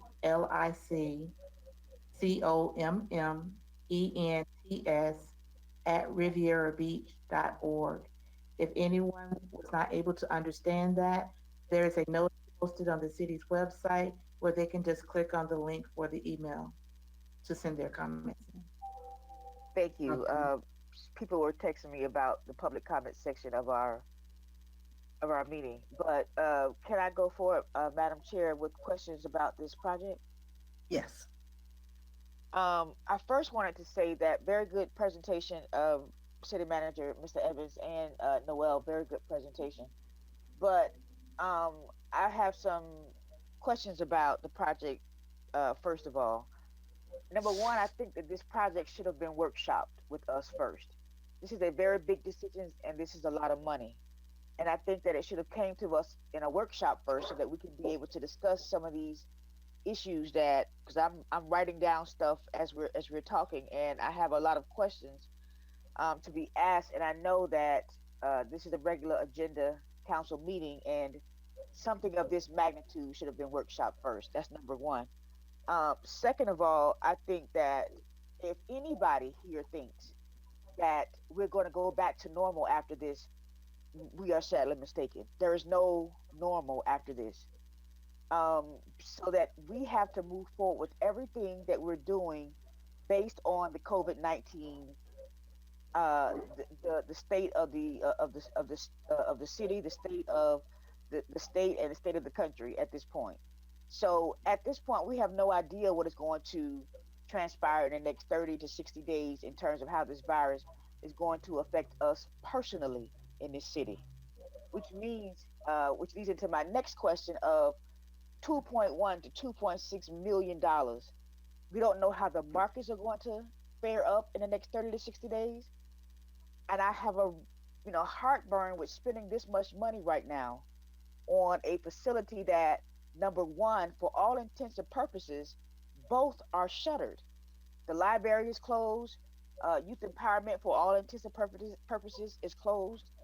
So, and I understand, because hear me when I say that I was the chair of the library board before I became a council person. And this library project is very, very near and dear to my heart. And I have spoke with Mr. Evans on numerous occasions about a library, about trying to get something going. But I think it would do us better to look at putting that same money in satellite projects, Wells, Tate, all of our recreational places, to put satellite places for people to come and to also pick up books or not to pick up books, or even look at the library and YEP doing virtual work at this point, because we don't know how long this is going to last. And I know for a fact, with this city being 80% African American, it is going to hit us very hard. So I want to frame these questions in the context of, we do have to plan for the future. There is no doubt about that. But we also have to ensure that every dime we have to make sure that we, do it the right way. And I'm not saying, Mr. Evans, this is not something that should be done. I'm just saying that right now, my reservations are because of the state that we're in. And as I said before, we are in a pandemic. This is not normal. This is not how we usually do business. So to go into, buying a new property at this point, I think that this should, the same way we're here tonight, this should be workshopped. We should have some conversation back and forth about it so that we can come to a consensus about how we should move forward. And my last comment is the fact that I think that that we're going to spend any money, that these things should be, this library situation should be a satellite where we are all over the city and not just in one location. And let me add also that the location that you picked on Blue Heron and Congress, at MLK and Congress, 2 children have been killed at 2 of those intersections. So we really want to look at where we're trying to put the library, how we're trying to do this. And I think that we should have more conversation, because don't get me wrong, Mr. Evans, Noel, this was an excellent presentation, excellent. But I think that it needs to be workshopped so that we all can have a say in how we're going to move forward with this new normal. Madam Chair, if I may respond to the councilperson's comments, I Yes. did provide a memorandum to the board on March 10th, communicating the conditions of the facility. We understand that a new norm is upon us, and how we operate and how we conduct business is going to be profoundly different. But the facility and the condition of the facility is substandard. You have about 3,000 square feet of the existing facility that is not being occupied. The facility is leaking. In the event that we wanted to attempt to address the leaking in that particular facility, we may find ourselves spending $500,000 to $600,000 and not knowing if we can go ahead and cure the issue. This was a conversation that we also had previously about the condition of multiple municipal facilities. And so staff began the work to look for an alternative location and how we can accommodate the needs of both programs. The intersection and the challenges associated with that, we certainly will work with FDOT and the county with regards to providing an opportunity for better ingress and egress. But we wanted to attempt to address something before it got to a situation during your rainy season where we're closing the library because of a situation that we can't control because of the inclement weather. We know that those facilities and those operations are shuttered, but we don't even have the capacity in the existing facility to provide a virtual library. This particular building that we're proffering has Cat 6 cables and is ready to go, and is basically something that can be up and operational in the matter of a couple of months if we're able to proceed forward. So we see this as a valuable asset to the city's inventory. There is cash on hand that can acquire this particular asset. We see this asset like other assets the city has acquired that will increase in value. And I think that it's important for us to have the conversation. And this agenda item is merely to give the city manager and city attorney the authority to negotiate a sole source procurement on this particular parcel. This is going to end up coming back to you all for additional discussions and conversations at least one or two times before it is a finished issue. Madam Chair? Yes, go ahead.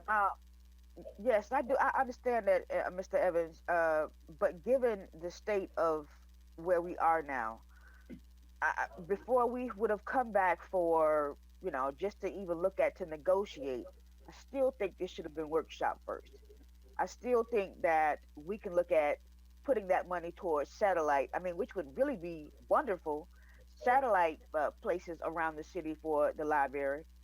And also the fact that if we're going to be talking about anything, we need to be talking about a public health budget for the city in terms of how we're going to move forward with the COVID-19 and how it's going to affect our community. But that aside, I still say that at this point, we still need to workshop it. I still have numerous questions, which I don't want to get into tonight because we are at a council meeting and I'm not trying to take up all the time with all my questions. I just think that, we can, just like we're here tonight, we can easily put together a workshop to just talk about this and talk this out, because I have numerous questions I've written down as you've been talking, as Noel been talking, and mind you again, the presentation was excellent. It really was. But I have so many questions about spending this kind of money right now, and also about how we're going to move forward virtually with all of our operations. All right, Mr. McCoy and then Mr. Lawson. McCoy, you still have your question? We'll come back to you, Mr. Lawson. Go ahead, Lawson. Thank you, Madam Chair. Mr. Evans, where's the nearest public bus stop to that site? I believe the nearest public bus stop may be a little ways down close to Heron Estates. And there is also one on Blue Heron as well. But, those are things that certainly we can look to work with Palm Tran and the county to look to deploy that if that facility is activated. Excellent. And absolutely, as you're looking into vetting that process, that property, I want to see if you can reach out to Palm Tran just to see if they can update some of the bus stops and locations for our residents to be able to get access to this new library. Second question, the $500,000 library grant, when does that expire? I believe, Ms. Noel, if I'm not mistaken, December 2020 is the date that it is expiring, and the city would have to have a physical structure in the ground completed by December 2020. Correct. Yes. And when did we first obtain this grant? 2016.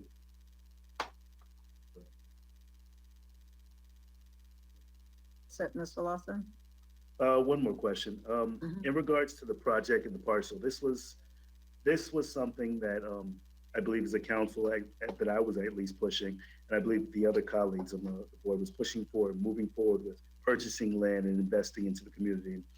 Being that we haven't experienced a pandemic in our lifetime and we're going into what's looking like it's going to be a possible recession, I think how we invest and get things mobilized and really move forward is by investing into the community, using the time, the energy, and the resources to be able to buy some of the land that's coming available, to actually purchase some of this property that's coming about.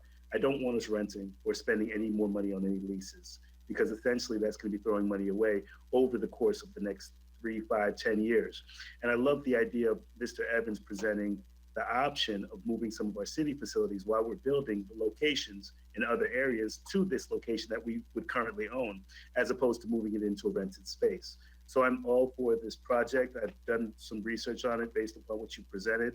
I've seen it on the agenda, and I know that you've been looking at the project for a while. So I'm adamant about seeing what's going to come next and what else you have to present to the table.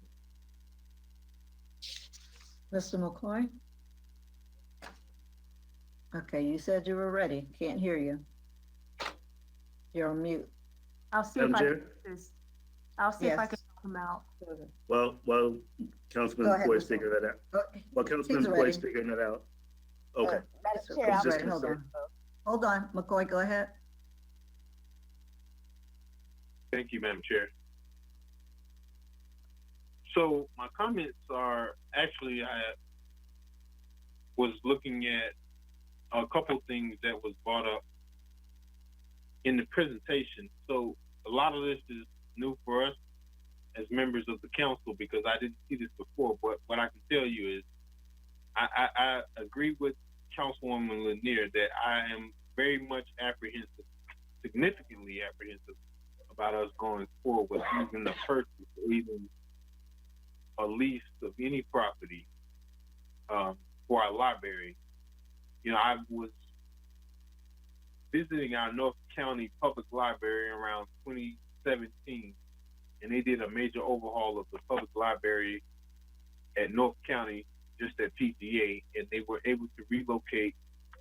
I think it might have been 2016, 2017. They were able to relocate operations and library services to the North County Courthouse.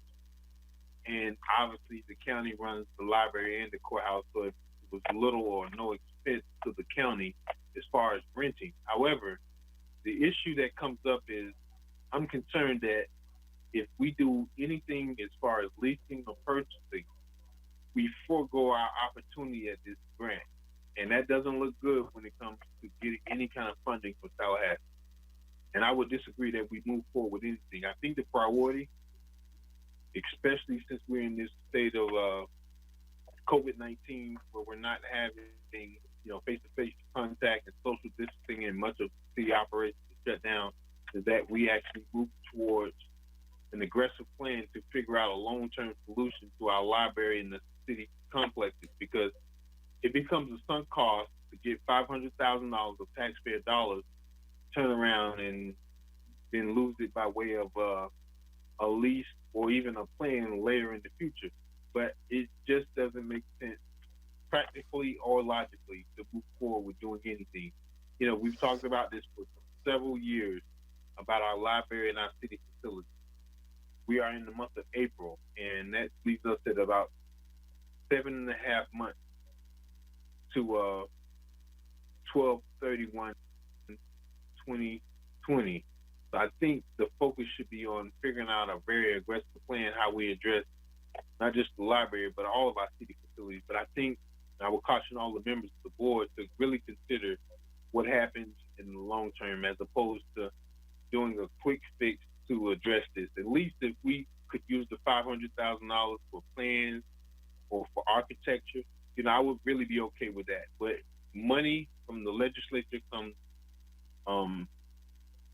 very slim and far in between when it comes for any kind of appropriations or grant dollars from the legislature or from any state agency. So I really disagree with us moving forward with any kind of rental or even a purchase of a library facility for the long term, which we don't really know. The other thing about it, the library was it was connected to City Hall Municipal Complex. And it's uniquely connected to at least three different public transit routes, meaning Palmtrans. And many of the individuals that use the library services are those that don't have transportation and come in for internet research or whatever but I just don't think that it's a good idea to try to move any kind of library services for temporary / permanent basis to Congress Avenue, because I think it's a bad deal. I would much rather us not lose this, because I would really emphasize that the legislature does not look kindly to money that's not used within the time frame. And I don't agree that we should be spending money and not making good with it. And I think, if I'm not mistaken, we probably exhausted all the decisions that we're going to get from the Department of State Division of Library Services as far as this grant is concerned. That's all I have, Madam Chair. All right, let me go to Mr. Evans first, and then I'll come back. I think Lawson was trying to get in, Votel and Lanier, I believe, at one point. Mr. Evans, go ahead. Madam Chair, the grant, the $500,000 grant, there's conceivably no way that we would be able to construct a library in a 7-month period. That is for the library to be open and activated prior to the December 2020 timeline. So the monies that we received, that money is conceivably gone. Additionally, I wanted to say that I just got a map of the facility, and there is a bus shelter that is probably maybe 20 feet from the entrance of the facility on North Congress. It's right in front of the pool supply service. So there is a bus shelter that is directly adjacent to the entrance of the parcel. Again, this is looking at an opportunity to acquire a piece of property because based on the existing conditions, I don't think if we go back to some type of normal operations that we should even reopen that library considering the state that it's in. Additionally, if we look at utilizing that $2.1 to $2.7 million to create satellite campuses, we would be putting that money in old facilities that were built in the 70s as well. So you wouldn't be able to get that investment would be something that in a couple of years we would be recommending tearing down because those are the facilities that we are looking to reconstruct. So when we look at, we even had the conversation about satellite campuses and creating a storefront atmosphere whereby maybe you have 4 storefronts of 1,500 square feet throughout the city, and that's how you conduct business, maybe a smaller footprint. But then when you're looking at $12 to $30 a square foot, even for 2,000 square feet, you're spending money for something that you would never own. This particular parcel is not for sale. The property owner already has a tenant that pays them a monthly payment for a 10-year period because of an agreement that they have. So it's not something that he is actively pursuing this on the market. This is something that we asked for because we knew that a lease option is cost prohibitive, and we don't want to find ourselves back in the same situation we are with the Port Center, that we could have purchased the facility 3 times and we're paying $487,000 a month to occupy that facility. Madam Chair. 487,000 a month? No. I mean, a year, sorry, a year. Oh, yeah, I was going to say that. All right, Mr. Lawson, Votel, and Lanier. Thank you. Mr. Evans, this library or this move for our library, this would be a temporary fix over the next 3 to 5 years while we're looking to rebuild our campus and our library and our city hall, correct? That is correct. That's what staff is proposing. Okay, so that's what I received from the presentation, and investing the money that we're going to use as a rental space to moving the library, I thought was a good investment if we could get that price to a certain dollar amount. I think that's all Mr. Evans is asking, the ability to begin negotiations and discussions, because right now the advertised price of 2.1 to 2.7 is in line with what it would cost us over the next 5 years to lease the space of our library. Now, Mr. Evans, I do want to address the grant, the $500,000 library grant. Can you just give some details on what happened? Why is it that we pretty much just dropped the ball on a grant that we received back in 2016? Well, for a little bit of historical context, if I can have Mr. Sherman activate his camera and be able to present. But I can tell you from the conversations that we have, and Marcia as well, you can provide some perspective on the conversation you had with the granting agency, because we did ask, can we at least purchase furniture, fixtures, and equipment, computers, Right. that we would look to even repurpose in the new library? And they said absolutely not, because that was not what was articulated in the grant submission. And that was my question. Even if we could use it to purchase a parcel, because if it's for new construction, what options are behind the grant? Can we purchase a parcel? Can we buy the fixtures? Can we get things moving, get the plans done? Like, is there no options for this grant? And from what I've been told, based on the conversations I've had with staff, it is for the construction of a new library. It can't even be utilized for the renovations that we want to do to the facility that is being considered this evening. So we have tried multiple ways to find us some option to be able to draw down the monies from the state. But Mr. Sherman, if you can provide some perspective, and then Marcia immediately after. Yes, good evening again, Randy Sherman, Finance Director. Yeah, I believe it was in 2014 when we actually filed for the grant. And the state was so cautious about giving us the grant funds, they actually made us come back with a second vote, almost guaranteeing the state that we would build the facility. But it is for brand new construction. The state library capital grant is very detailed in the milestones that you need to meet. Immediately after getting the grant, we did get the council to approve some matching funds. We actually issued an RFP and hired an architect. We went through a number of community meetings and actually worked through a program for the facility. The real hurdle has always been, what is the new location?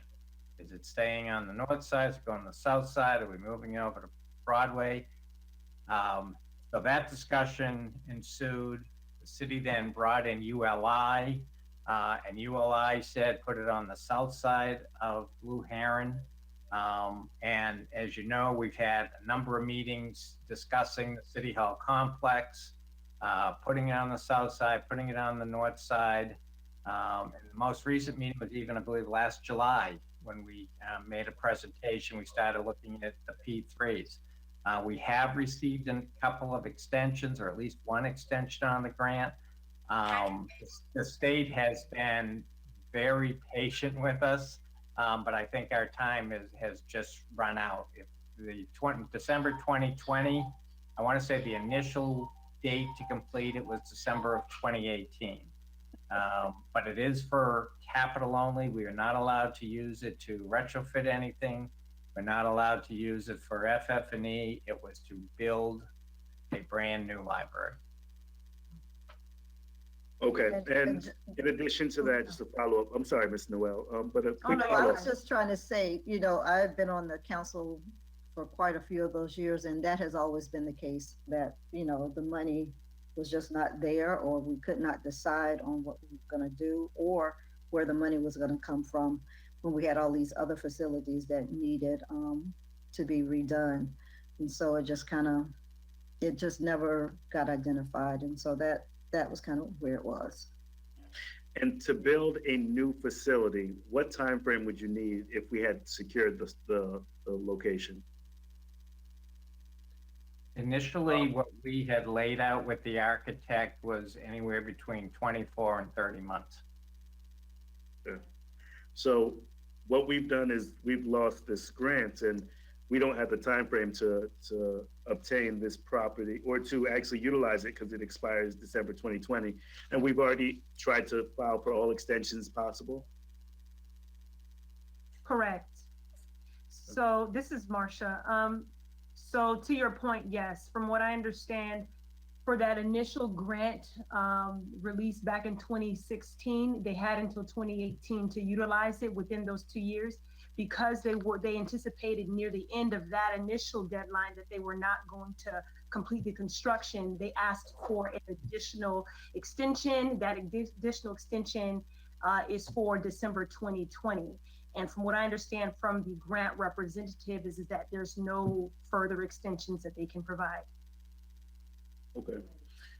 All right, so I guess a follow-up just for this, just outside of the project that's being presented tonight, I just would like for us to get monthly or bi-monthly updates on any grants that we have outstanding so that we don't run into this position again moving forward. I know that our chair and vice chair, they've been in a position where they've kind of had divided opinions within the council with trying to how to move forward, how to spend money, what to get done. So right now, I think we're all on the same page when it comes to developing, moving, and getting the city established in the right direction. I know there's some hesitation with this project, but at least giving us updates with what's going on with the grants that we have in place so we never fall into this position again. Because I know residents are gonna wanna know why we're wasting 500,000. So that's the biggest concern that I have with that. But in regards to the presentation, I would love to see us move forward with finding out what information is available, what prices are available for this property, and seeing how we can actually turn this into a parcel that the city can own. All right, Ms. Botel, and then Lanier. Thank you, Madam Chair. I also would like to see this project move forward, at least to the extent that we authorize the city manager to make some inquiries and to get some more information. You know, it's incumbent on us now as a council to move the project forward, not this little piece of it, not the library piece, the whole Megillah, the whole entire project that involves new city hall, new everything, the new police, new fire. And it's just dragged on for too long, and we can't let that continue. We've got to move forward. We've got to make a decision about whether it's going to be on the north side or the south side. Where is it going to be? And let's get this thing going. I think that this is a really necessary step to get the people in that library out of there to a safe environment, to an environment that doesn't have the water intrusion. I recognize that it's very unfortunate that we're giving up $500,000, but we've got to put that behind us. We have no control over that. That's something that happened in the past. It's gone. Just forget about it. I know that the Tallahassee is not going to look kindly on the fact that we've let that money go to waste. Well, there's not much we can do about that now. That's in the past. So my druthers would be to get this thing going, ask Mr. Evans to do some more investigation, and make a vote this evening to allow him to do that. And I would vote in favor. Thank you. Ms. Lanier? Yeah, and I agree with that. I certainly do. But, you know, my thing is this. There are other city properties that we have. We haven't even asked that BB&T bank building that you looked at. Would they donate some of the space for us? You haven't asked that. The other issue is that there's a whole $2-3 million building that the CRA has at Broadway and Blue Heron. That for the purpose it was deemed for. And we as a CRA board sat and voted on this, that it was deemed for an open space for congregation or small businesses. The CRA would have their offices. That's a building sitting right there. So I'm saying that I understand that you've done this research for these particular projects. And I still say that because of we're spending money now, if anything, in terms of spending money, we need to be spending money for public health. What is our emergency plan? If this plague comes to the city, are we prepared for it? And I understand, Mr. Evans, trust me when I tell you, I know that you are the best person for this job right here. I do know this. But I also know that based on the way that this disease is moving, and we have to frame everything. We have to frame everything in the response to COVID-19. Given the fact, and I'm going to say it again, that this city is 80% African American, you can best believe it is going to hit our city hard. So how are we prepared for that? Now, I understand that we need to, if we're going to be doing libraries, and when I say this from my heart because I was the chair of the library board before I became elected. I think I said that before. So I'm very into this library deal. But the way it's structured now, the way that we're settling on this one building, I can't, in all good conscience, go for that because $2.1 to $2.6 million right now is not going to work for me. So if I had to vote right now for it, I would vote against it, and we can move on and workshop this the same way we can do a workshop 2 hours, 3 hours, we can sit right here and go back and forth with different types of ideas about how to move forward virtually, not just with the library, not just with youth empowerment program, but with our whole city operations. Because if we plan right now, we're not the ones who are going to be caught out the way New York was, the way Chicago is, the way Louisiana is. Right now, they are shut it down. It's nothing nobody can do. So we still have an opportunity to sit here. We can workshop every day what we're doing. I go to work from 8:30 to 5 every day. At 5:30, 6 o'clock, we can have workshops on all these ideas and how we're going to move this city forward. But spending that kind of money right now is not something that I am for. All right, Bear, were you trying to speak? You're on mute. I don't know if Doug had his hand up first. Go ahead, Mayor. You can go. He spoke a few times. So Okay, go ahead, and then I'll come back to him. To both parties, I mean, I agree we need to move the city forward, as Councilman Lawson said. That's walking and chewing gum at the same time. But some of my concerns is this: as we're moving the city forward and we're going to spend money, I'm agreeing with Councilwoman Lanier, because we do have that building that the CRA owns, to kind of look into that too. But one of my concerns is this, and I was going to bring it up in my comments, but as we're looking to move the city forward, whether it's building from the ground up or buying some properties that we can redo, some of my issues are with some of the projects that we have going on in our inner cities. And for one, Monroe Heights, which we're not talking about. I've been getting calls left and right about Monroe Heights. I've been going over the last couple of weeks. There's no movement going on those streets, and they're steady starting to tear up other streets. Citizens are concerned about that. I'm concerned about that, to the point where I'm looking at it like this: if we can't get that project going, a couple of streets, then how are we going to continue to get the bigger projects going? I believe we need to hire a project manager, because as I go by every day and there's no movement on those streets, we have nobody watching it. And I'm going to ask tonight that before we continue any more road projects, that we hire a project manager, somebody that can make sure that these streets are getting done, that they're getting the insight from our residents, because my office is getting blowed up on a daily basis now, because now they're tearing up new streets, they're not fixing the other streets. I know over 2 months ago, we said that I think it was M Avenue would be done and they would move over to O Avenue. Well, M, they don't even show up. So of course, O is not done, and they're tearing up another part of 26th Court. So I'm asking that. Mayor Felder, we're still on the item, I understand that. The library, and so we have not done public comment. I don't know if we have any. So I wanted to make sure that we just kind of wrap this one up. Well, that's my point. It's talking about a library, and we're moving on to pay $2 or whatever $million, and we got projects that's not done. So that's the point I'm making.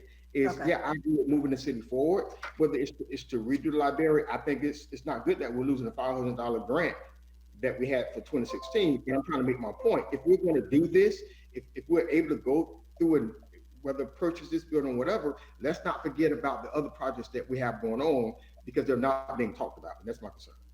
Okay. All right. Mr. Lawson, did you still have something to add? I'm good, Madam Chair. Okay. All right. So, it is 8:16, and my question is for Mr. Evans is this something that, 2020 December is on the way. This $500,000, I think, to be very honest with you, a couple of years ago, we kind of felt like at that time, we weren't going to be able to do it. The $500,000, personally, at the time, if I recall correctly, when I first got on the board, it was, of course, we wanted to apply for it. We got it, but it was kind of like the cart was put before the horse, and no one could really determine how we were going to come up with this other money. And I know a lot of people were, lobbying the different council people about trying to push it through and, get the library built. But when you have all of these other buildings, you had public safety, the public works building falling apart. We had a couple of hurricanes, the hurricane, and then the police department, they're getting drenched on during the hurricane in the city hall. So we had a number at that time, the last few years, we had a number of issues with almost all of our facilities. And so it was just hard to say, we're going to put this money into a library, which I'm an educator, so I fully support libraries and education, books and everything. However, there were a number of people that were occupying buildings, fire departments, we had those falling apart. I mean, it was just very difficult to say we're going to focus on getting this particular library project going. And so in the bigger picture, the $500,000 was unfortunately not going to be accepted or not used because we just could not put the $2, $3, $4, $5 million up for $500,000 that we would lose. So I think we're at that point right now where, I mean, we are dealing with a serious issue of this pandemic. And I mean, they're talking about things being social distant until 2021 and 22. So hopefully that's not true, but it's just kind of hard to, you know, put money into something at this time. I'm not opposed to, you know, seeing if you can get better rates or just doing a little more research on it. I don't need a workshop for me personally. I mean, I've been around it for a minute, but, you know, maybe if we brought it before another meeting, our next meeting, those who had concerns or questions could possibly get those answers. Maybe that would give you time to identify other locations. I don't know if there's very many out there. And then at the same time, maybe you can just be doing a little more of your negotiating, or at least have something come back during our next meeting if there's something else that would, you know, be something that the board would be for. Ms. Hotel and then Lanier. Yeah, that's why I think I would like to see us allow Mr. Evans to move forward with further investigation. I think that's all he's asking us to do this evening. Make a vote that would say, yes, go forward, get more information, you know, begin to have a conversation with this building owner. So that, I mean, I'm almost at the point of wanting to call the question. Is that what, that pretty much what you need, Mr. Evans? And it's not committing us to anything tonight? It is not committing us to anything. It is going to allow for the city attorney and I to work with the property owner to see, one, if they are amenable to paying appraised value for the property, and two, allowing for us to do our due diligence and put together the shell of what a purchase and sales agreement would be. But ultimately that would have to come back before you all Madam Chair. for action. Right. Okay. Ms. Lanier and then Mr. McCoy. Yeah, Madam Chair, the issue before us tonight, and as in agreement with Mr. McCoy, is that we're looking at these agreements now because there is an agreement that is attached to this item that says that we're going to negotiate a price or something with this entity for this Congress Avenue location, and I'm not in agreement with moving forward with that particular location until because there was no talk about satellite centers. There was no talk about the CRA buildings. There was no talk about other surplus buildings that the city owns. So I would like that information before I even think about making a vote to spend this kind of money, because what we're saying is this. We're saying that we're going to move forward with negotiations for this particular building. And I cannot, in good conscience, and with taxpayer money, go forward with the way that we are right now in this pandemic. I cannot go forward with $2.1 to $2.6 million on a property right now to even negotiate anything with until we have exhausted all options. And as the mayor said, there are issues that are on the table right now. There are issues on the table right now. Monroe Heights, there are issues that we have on the table. And guess what? Yes, we can chew gum and walk at the same time. Yes, we can. But spending money right now, given the fact that we have no idea how this thing is going to react, how this thing is going to affect our city. And as I said before, if anything we're going to be doing is putting money in a pot for public health and to ensure that everybody in our city gets tested for COVID-19, have masks for COVID-19, because see, we're talking about things that we're looking for in the future, and I understand we have to talk about the future, but right here, right now, we are we are a city that has 80% African Americans, and all across the country, 70 to 80% of the people who are getting COVID-19 are African Americans. All right, we're going So to if we're go going to be doing to, anything here, hold on. If we're going to be doing anything here, we need to put that on the agenda as well. But I'm not about to spend $2.5 million on a building that we still have other options that we can go for. okay. McCoy, did you have your hand up? And then I think we can just go ahead and determine if we're gonna move forward with allowing him to go and look for other places and do that research and not committing to anything at this point. But McCoy, you don't need to speak anymore? All right. So, Well, I Mr. can make a Lawson, were motion, you up? Were you next? Yes, Madam Chair. Go ahead. I understand Councilwoman Lanier's and our mayor's concerns with some of the other issues we're running into.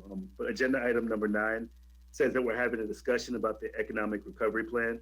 I'm sure Mr. Evans is going to address that in reference to what's going to happen moving forward, about the testing in our community, about how we're going to recover moving forward. So I would like to just stick to the topic of purchasing real estate. Would it be better for my colleagues if it said that we were moving our city hall or a police station or a fire station to the same location, and it'd be a better investment? Because he's saying the library. What I want us to look at is investing into the infrastructure in our community. We've talked for a number of months in regards to investing into the city. And we, as the members of the council, need to take the first steps. Yes, I understand we're going through a pandemic. Hold on, Ms. I'm sorry, Matt. So in regards to this, let's continue to move forward with investing into the infrastructure that we're trying to build. This property is going to be a 3 to 5 year plan for a library that we're going to possibly move back to our downtown campus once it's properly built and once we get through this pandemic. But if we have the opportunity to invest and to purchase in the community, then we as a city need to be doing that and stop wasting money renting. Because we talked about the CRA building, but the CRA is currently in a building that we're renting and wasting money. So if we use that space for something that the city needs, then the CRA won't have the option of utilizing the same space that we're wasting money on. So if we're going to look at it holistically, I think we need to move forward with giving Mr. Evans the opportunity to invest and to look into this property and to come back to the table with an option for us versus just shooting him down and saying, because we're going through a pandemic, we're giving our residents hope. We're giving them the opportunity to move forward and not continue to sit back and with our hands crossed and say we can't do anything. So the reason that we made this effort to actually have this meeting tonight is because we still have to move forward. So unfortunately, I disagree, and I do want to call the question, Madam Chair. All right. Let's spend money on existing projects and let's call the question, Madam Chair. Miss, we need the motion of what? I think he made a motion. Madam Chair, this was a discussion item. I know. There was no motion. I know there was no motion, so it's a discussion item, which is why we need a motion. So Madam Chair, someone. Madam Chair, I'd like to make a motion to allow for Mr. Evans. Hello? Go ahead, Can you hear Mr. me now? Lawson. Thank you. Yes, Madam Chair, I'd like to make a motion. So, Mr. McCoy. can you hear me, Madam Chair? Can you stop, please, for a minute? I know you're having some technical issues. We can hear you, but apparently you can't hear us. Mr. Lawson is talking. Okay, go ahead, Mr. Lawson. Yes, Madam Chair, I'd like to make a motion to allow for Mr. Evans to move forward with discussions and gaining information on this parcel and to possibly come back with some figures and information on the property at the corner of Congress and Blue Area. I second that. All right, Madam Clerk. Councilperson McCoy? McCoy, can you hear? All right, go ahead. Ms. Anthony. Councilperson McCoy? Okay, we'll come back to him. Councilperson Lanier? Ms. Lanier, you have your mic muted. Sorry, no. Councilperson Lawson? Yes. Pro Tem Patel? Yes. Councilperson McCoy? I'm here. We need to vote on the Can you hear me? motion. Yes, we can, sir. I need to vote on the motion. What motion? What is this? I just got back in. Can you restate it, please? Mr. Lawson, can you restate it? Yes.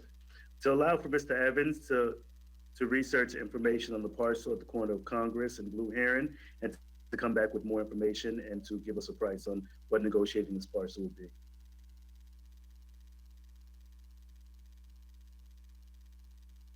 Mr. McCoy, did you hear it? I heard it, but does that dispose of the discussion? Yes. Yeah, we're moving on. We've discussed it quite a bit.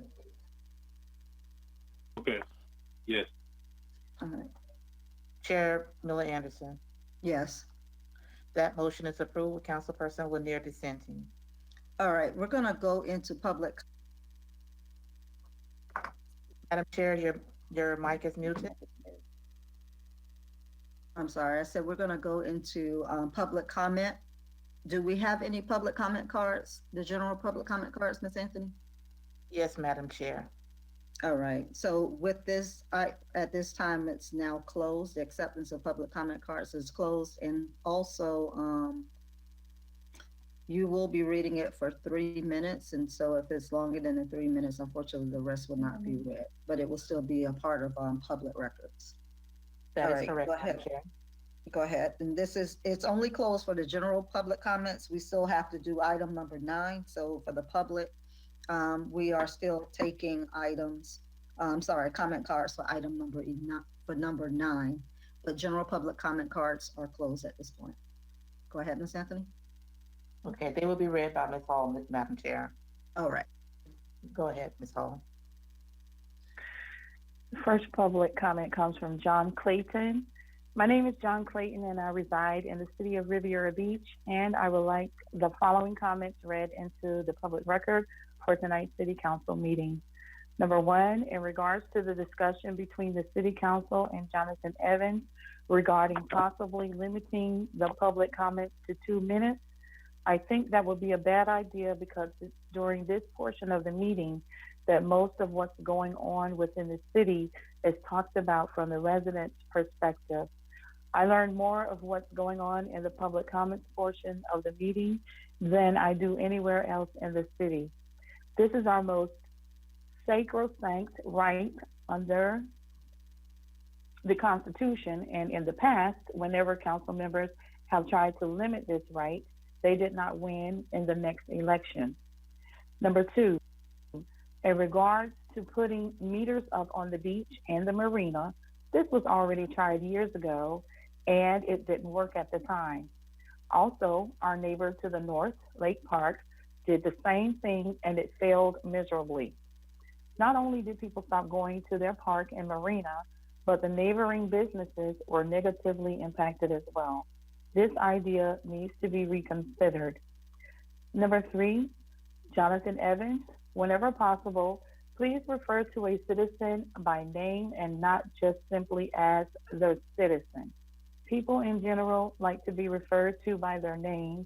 The former makes you sound impersonal. Thank you in advance. John Clayton, Riviera Beach. Okay, hold on 1 second. I just want to please say that council people, please make sure we have at least 3 people's faces showing so that we can maintain our. The second public comment comes from Alfonso Newbold. My name is Alfonso Newbold, and I hope things are well with you, your families, and the city in this most unusual time. My comments are regarding the Riviera Beach Housing Authority and the development of Heron Estates Phase 2.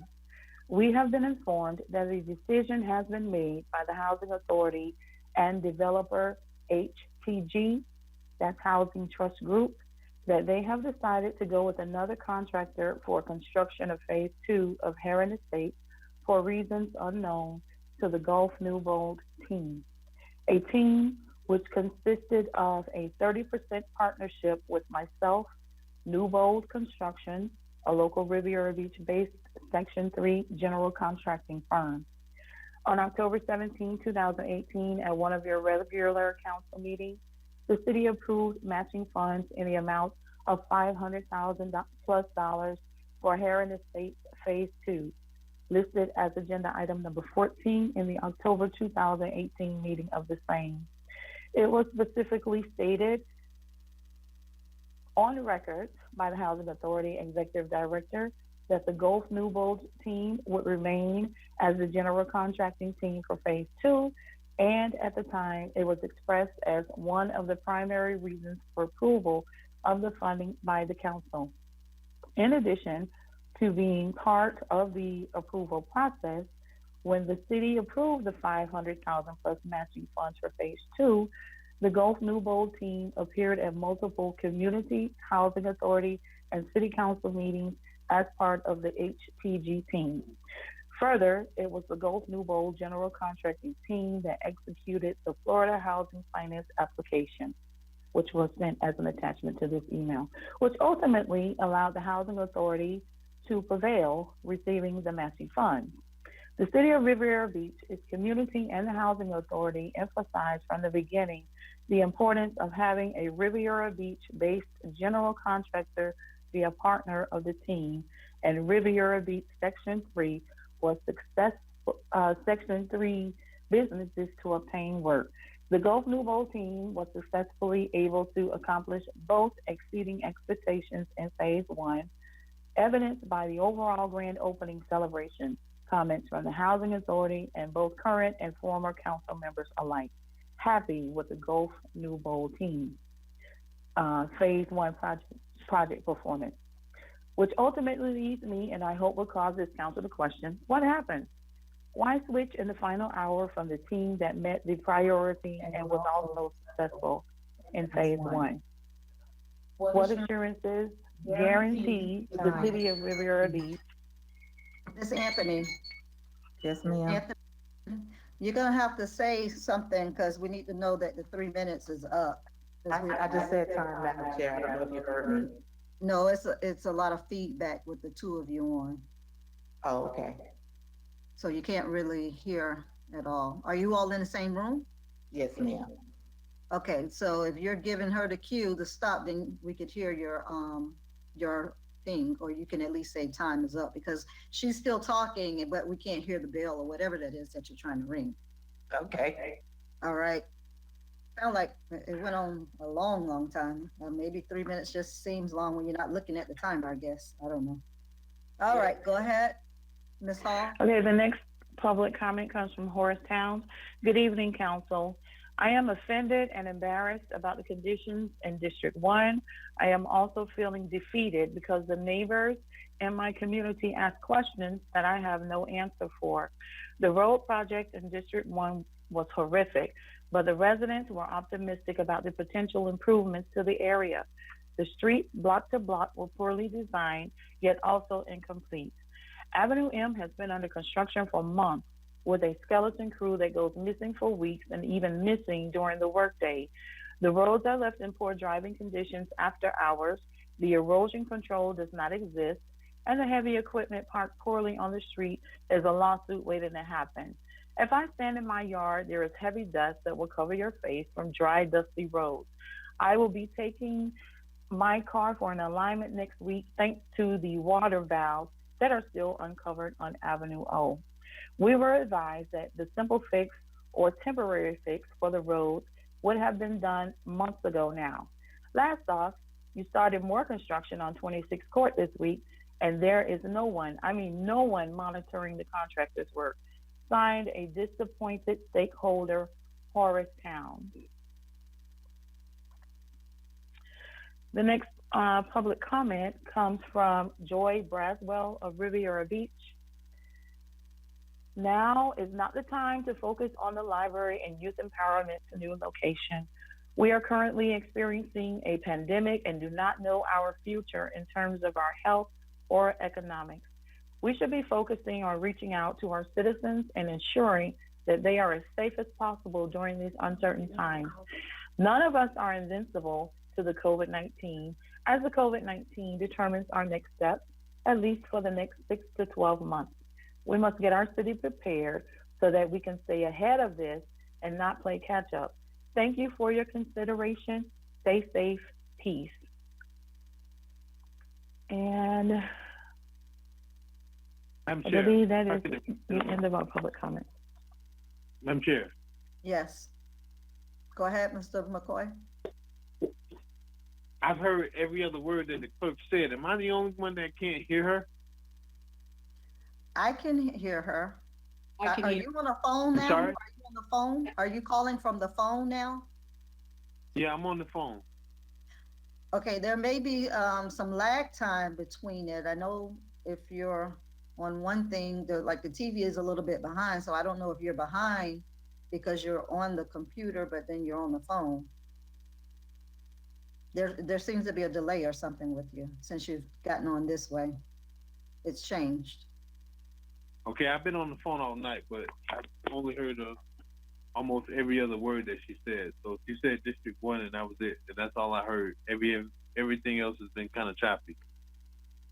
Yeah, I think it's on your end. I don't believe anyone has had any change. When you went out and came back in, that you've been having a problem ever since. However you came back in, it seems different. Your microphone is different. It shows a phone instead of a microphone now. So something's different. I'm not sure. But they're doing public comments right now. So they're just reading it, and then we'll come back at the end and if Mr. Evans can answer some of those questions. Ms. Hall?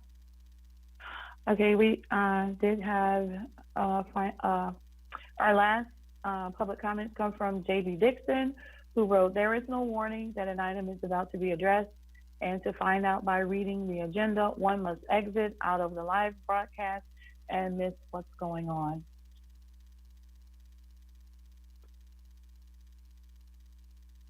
All right, that's the end of public comments?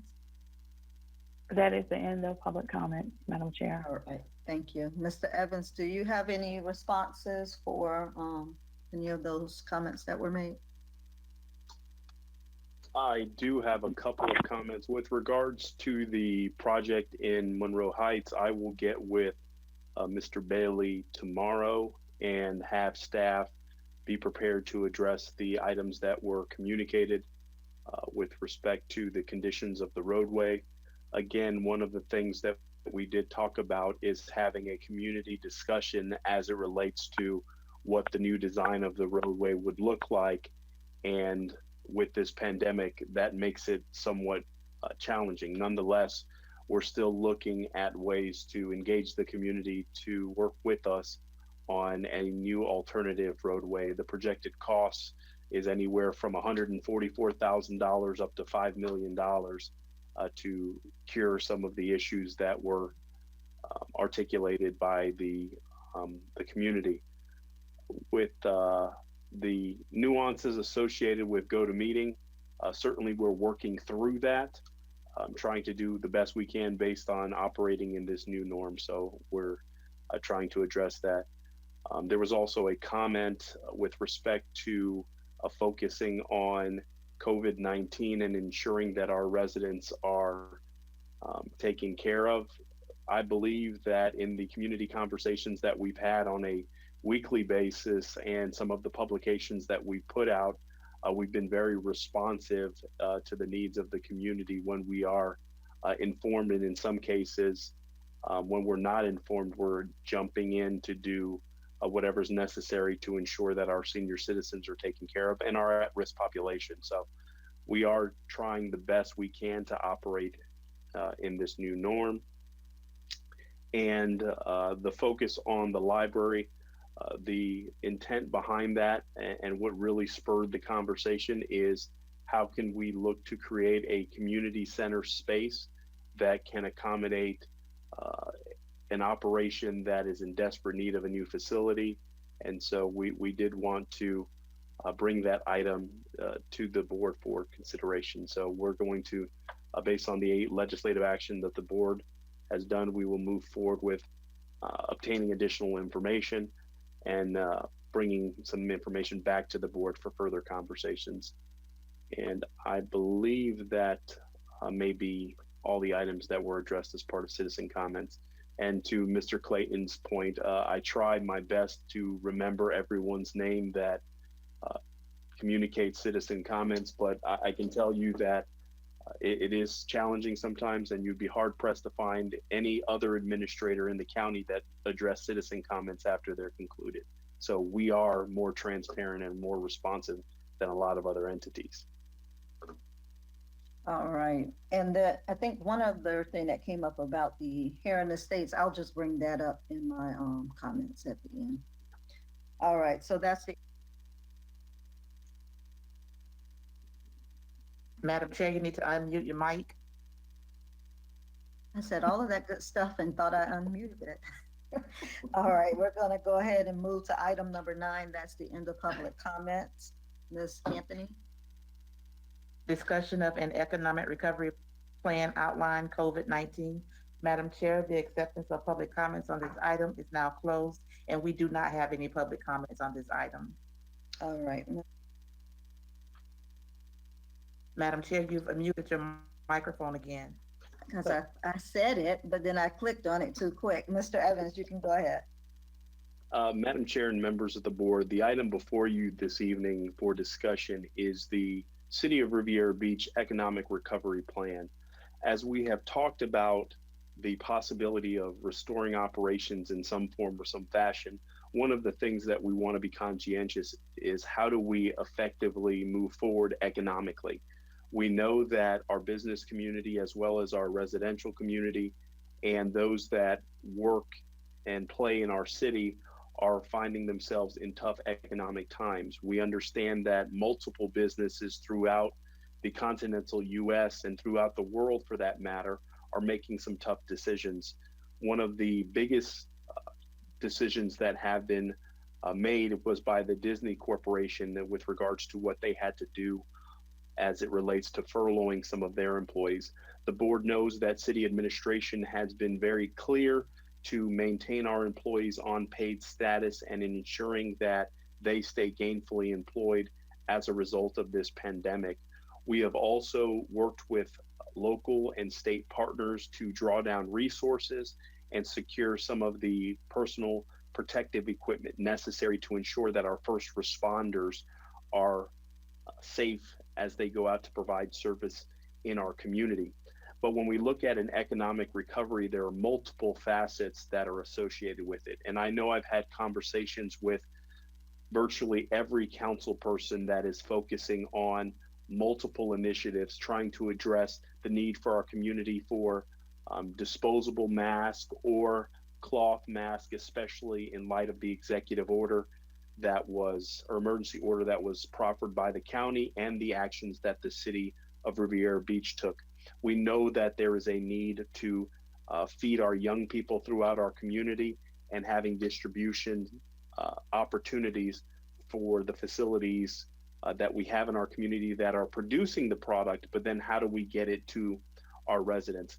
We know that our business community is hurting, that they are looking for ways to continue to operate under this new norm.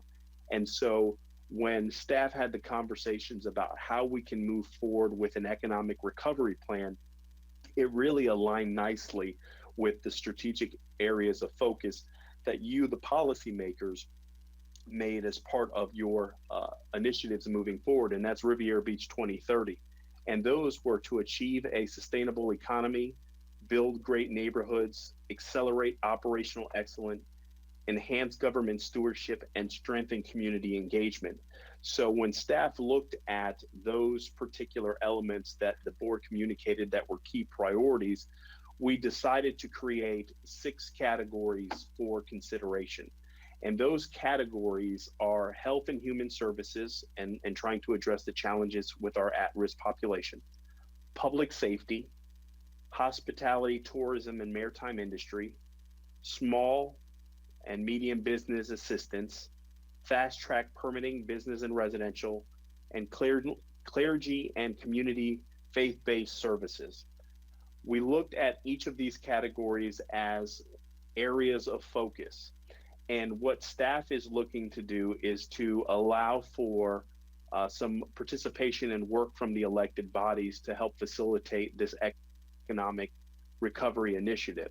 I will assign the appropriate staff resources to the committee that the board member would volunteer to sit as the chair of the committee or task force, and then they would come up with ideas, solutions, and opportunities to effectively move forward with regards to these initiatives. I have also asked that the finance director look to appropriate some funds to be able to set aside for this particular initiative. We are looking to put as seed capital $25,000 for each one of these categories to assist in helping facilitate the initiatives that the category speaks of. So what we are asking for the elected officials is to take a look at the 6 categories, and the definition that is provided, that is just a definition that gives a broad perspective. The committee's focus will get more granular as the elected officials and staff work together to accomplish what the goals are that are set forth. Then there will be report back to the elected body and to the community how we help facilitate this economic recovery.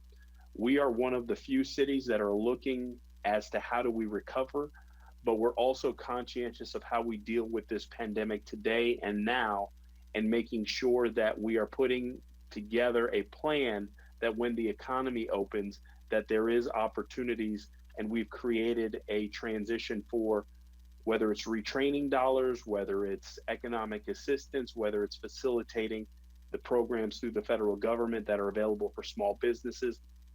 It's a really holistic approach. And so staff did want some input and perspective from the board, and then to start setting the table for the economic recovery, because we know that our community is very diverse. And when other communities get the flu, we get pneumonia.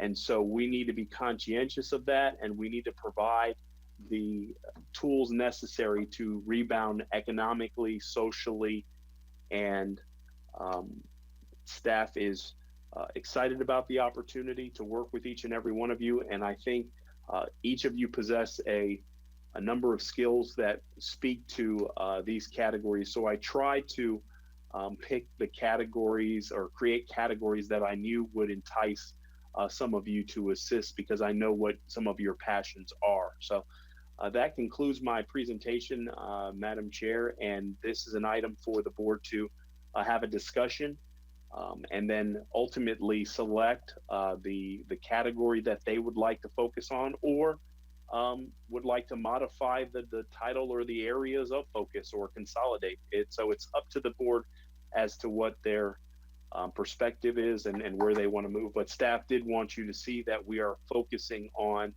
the immediate needs of the community, but also what's going to happen when government does open back up. And Madam Chair, that concludes my presentation. All right, and I appreciate that. I'm glad to see that we're trying to put a plan together. I know we've been doing a lot for the community with this COVID situation, and to come up with a plan at this point, which would involve all of the council and mayor to be involved in getting a plan rolling forward. I'm pretty excited about it. I think I saw Mr. McCoy's hand up first, and then Hotel Lawson. And Lawson, did your hand go up? Yes, ma'am.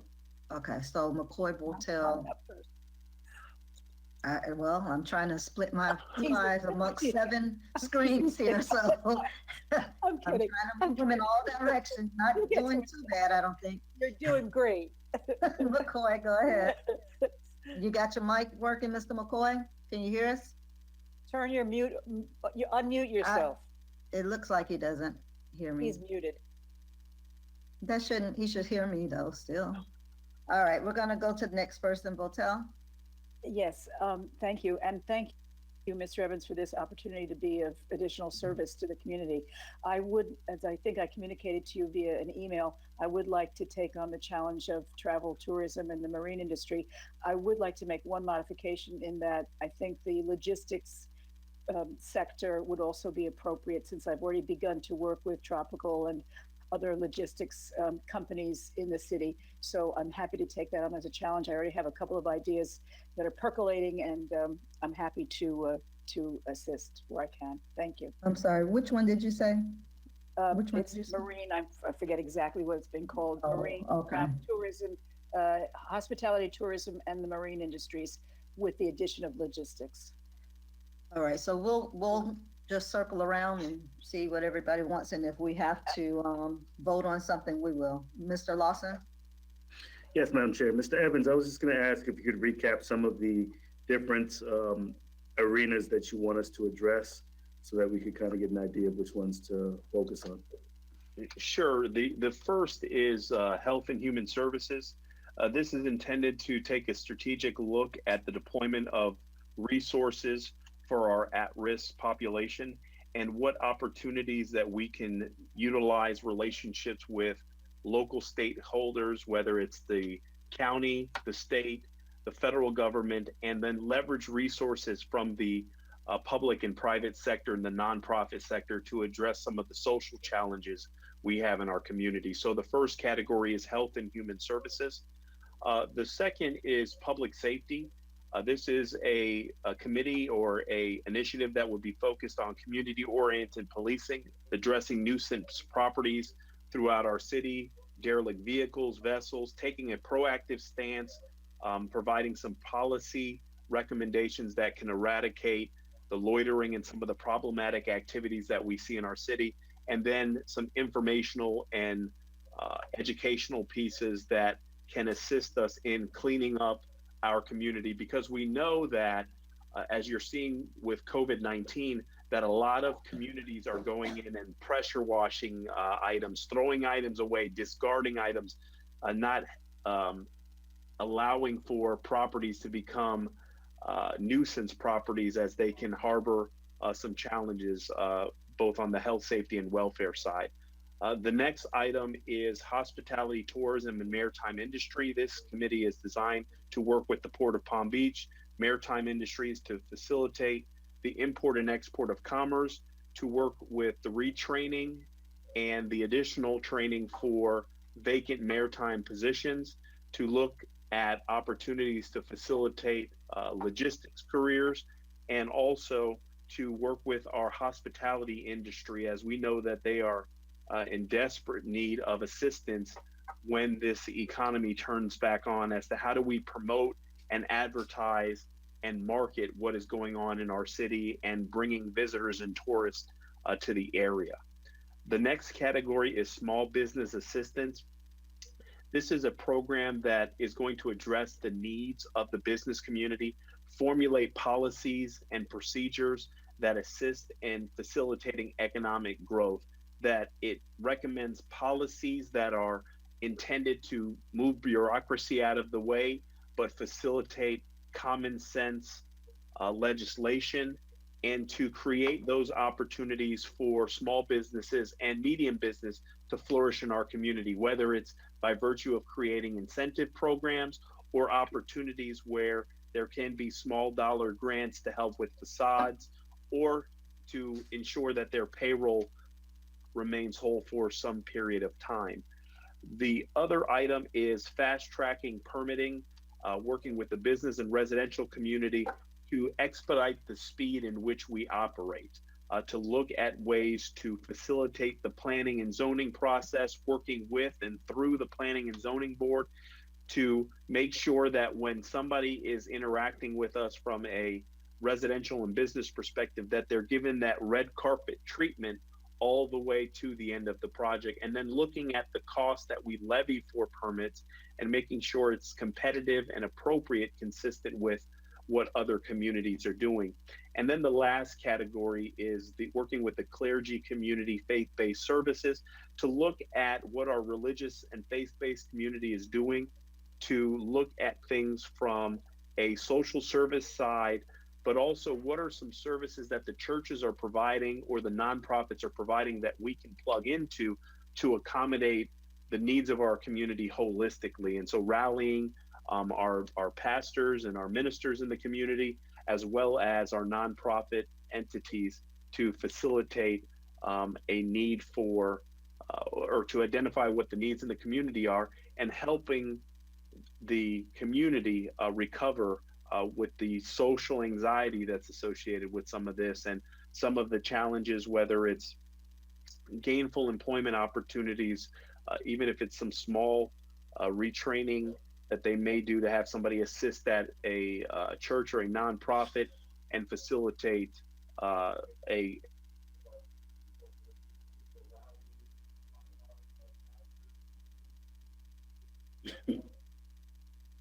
I just lost Mr. Evans. I think Yeah. he just got stuck. For There you go. the sixth category, the seventh category that was not included. You're freezing up, Mr. Evans. You're freezing up. We can't hear you, Mr. Evans.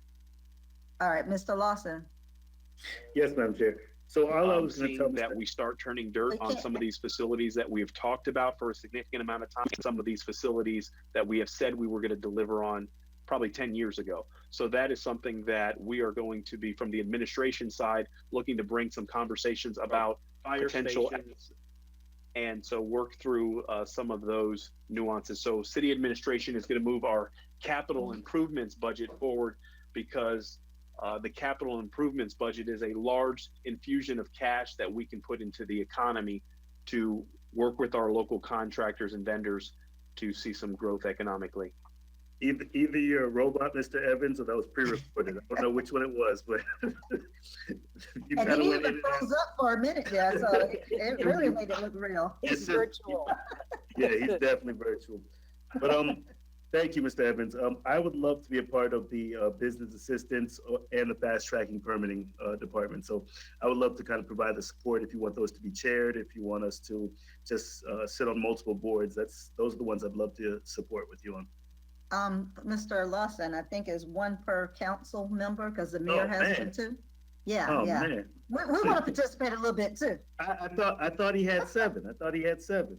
I So don't- Is he you're gonna put the 7th on there or is, The seventh will be reserved for administration, the capital project one. stop trying But we to. certainly be greedy. will take any assistance. All right, so you gotta figure it out. Which one are you gonna do? Which one do you want? Because sorry. remember, I'm if we have too yeah. many people that want it, we're gonna have to vote, okay? Right. Super 8 is rubbing off on me. I'm sorry. I know, Business, I see. small business assistance is what I'm looking for. All right. Madam Chair. Hold on. Is McCoy hearing us now? I know he's tried to jump in a few times, but he's never ready. So are you ready now? As he said, he made it seem like I was trying to I'm here. skip him. Can you hear me? Thank you. Oh, okay. Welcome back. Councilwoman Go ahead. Lanier, please give me a break. So I just got on, back on, and I'm trying to look at the committees. Thank you, Council Pro Tem Lawson. I was definitely interested in the small and medium business assistance. I really thought, perhaps hospitality has been your strong point. Especially, I don't know what to say, whether it was hospitality or even, the clergy. I think he can do all of them. He can have them all. You've been all over, and I can't keep up. Here we But go. that was Here we my go. that would have been my pick. So I guess I'll reserve to see what's left. I'll move over to the permitting. I'm okay with that. I just want to get it done. So you can jump on the small business, sir. It doesn't matter. So long as I'm known as a servant, I'll be all right. Oh, man. All right. So Madam Chair, hold on a I minute. wanted, So I wanted to offer no, something. hold on, everybody. Hold on. So Mr. McCoy, Lawson said he would move to permits. Yes, Madam Chair. And then you want the business assistance? That's provided nobody else wants it, but you want me to put you there? If nobody else wants it, I'll take Okay. it. All right, I'll But put I'll you there be for now. I'll put you there for now. All right, Miss Lanier. I'm gonna go with the health and human services piece because I am really. I mean, y'all don't even understand how serious. No, this we thing is. understand. We see I you know we every can meeting. open everything, but when I tell you that with this city being the largest African American community in a city on the Eastern Seaboard, that when this thing comes to the city, and it's already here, we have cases. We are the top 3 of the cases in Palm Beach County. So with my piece in terms of health and human services, I'm advocating testing, and masks for people who don't have them, and PSAs for the people in this community who don't understand how serious this is. And I know we joking, we talking everything, but when I tell you that this disease is not being kind to African Americans at all, So that we have to be very serious about trying to ensure that right here, right now, not about what's going to happen in the future, not about what we need to do, but right now, we need to be testing as much as we can in this city for our citizens to be able to, because all of our citizens mostly are elderly, essential workers. They got to go to work every day. They either have to be sheltered at home because they're seniors. So this is the population that we have to deal with. So we have to be very clear about how we're going to put our message out. And it's good to say, you know, we need to shelter in place and we need to put on a mask, but we have to get a sound truck if we need to let these residents know that, listen, this is serious. All this going to my cousin's house and going to my friend's house, we cannot do that. We have to be very serious about this. So yes, I'm doing Health and Human Services, and I want to test if we can, and to get masks and to make sure that people in this community know how serious this is. And it's not just for Black folks. Singer Island, everybody. This is serious.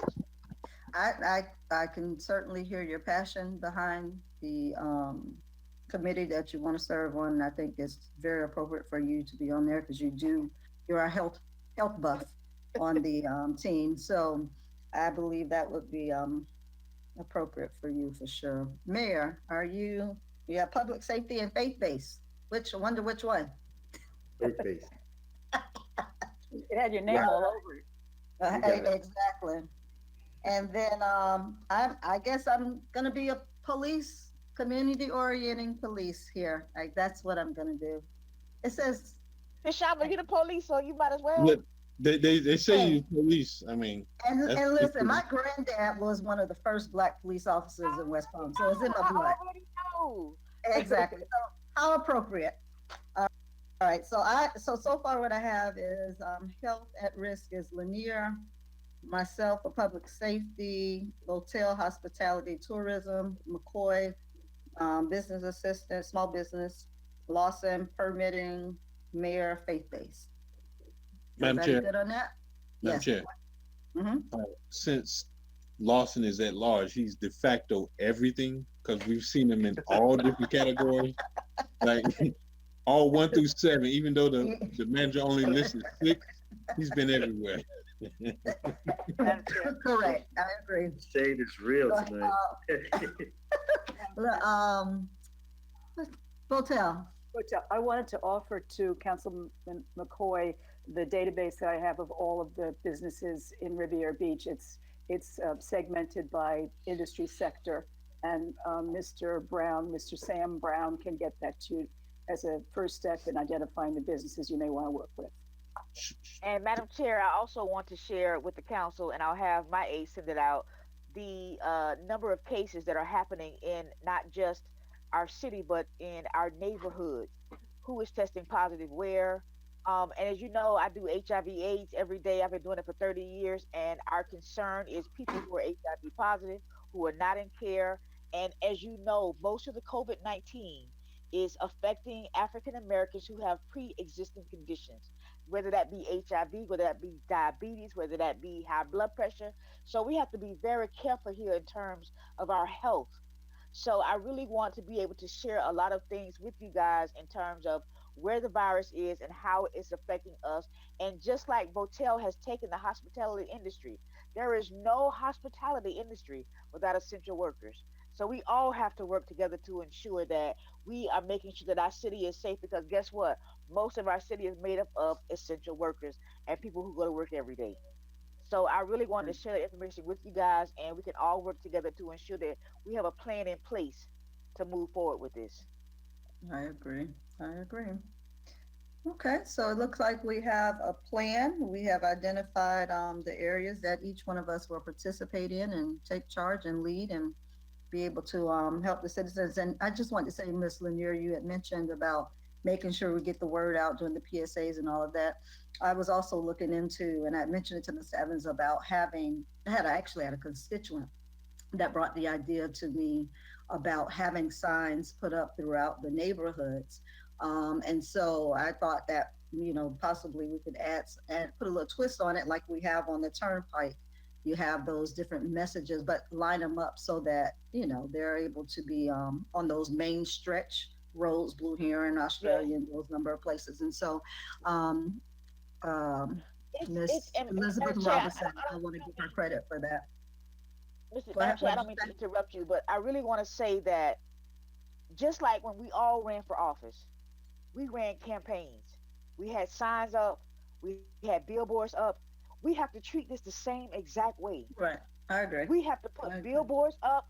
We got to let people know that, guess what? This is serious. Because I'm telling you right now, people in this community right now are still going to their cousin's house. They're still going out like it, without masks, without gloves, without nothing. So it is our job as elected officials to put this. I have my mask right here. To put this out, yes, to put this out and like a campaign. Yes, I agree. I agree. Yes, I agree. And I'm glad that I'm here at home, not in the building, because I would still be coughing on my colleagues. So I don't know what it is. I mean, but we're talking 30 days here. So excuse me. I'm and sorry. At this point, it was very difficult to get tested. So I think you all are safe. If you're still here, nobody had any symptoms. You probably were okay. Oh, we're good. Thank you for doing. Thank you for getting tested. You though. coughed on me? Did you cough on me? A couple times, yeah, I did on purpose. Manager, are you No, let me listening? not say that out too loud. All right, so item number 9, everybody's good with 9? Oh, we're good. All right, discussion by city attorney. None? You're still muted. Can't get it off? Okay, there you go. No comment, just be safe, everyone. All right, city council committee reports, anybody? We're having an upcoming meeting for the transportation board this upcoming Thursday, and it'll be a virtual meeting. So I'll attend and report back to you guys at the next meeting. All right, Ms. Botel?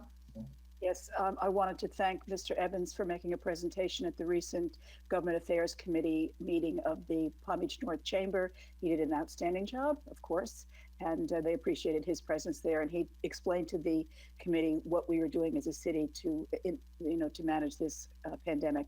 I did just get a text from a constituent whose apparently public comment was not read. Is it all right if I read that into the record?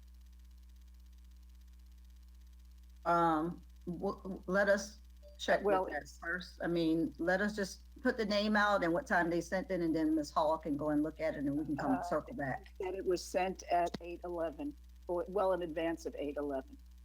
And it was sent to where? Public comments at rivierbeach.org. Okay, and what was the name so that Ms. Hall can look for it? JB Dixon.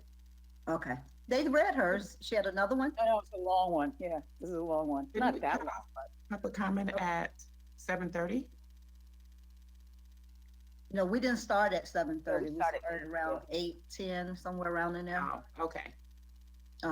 Maybe Miss Deborah or Claudine can check that and see if it came in after it was said. I'm not sure. We'll come back to it. Thanks. Did you, committee reports we're on still?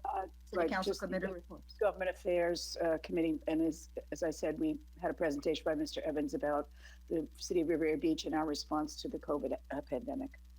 I don't think we've had another meeting since then. The environmental subcommittee is meeting in a couple of days. I'll report on that next time. Okay, anyone else with a committee report?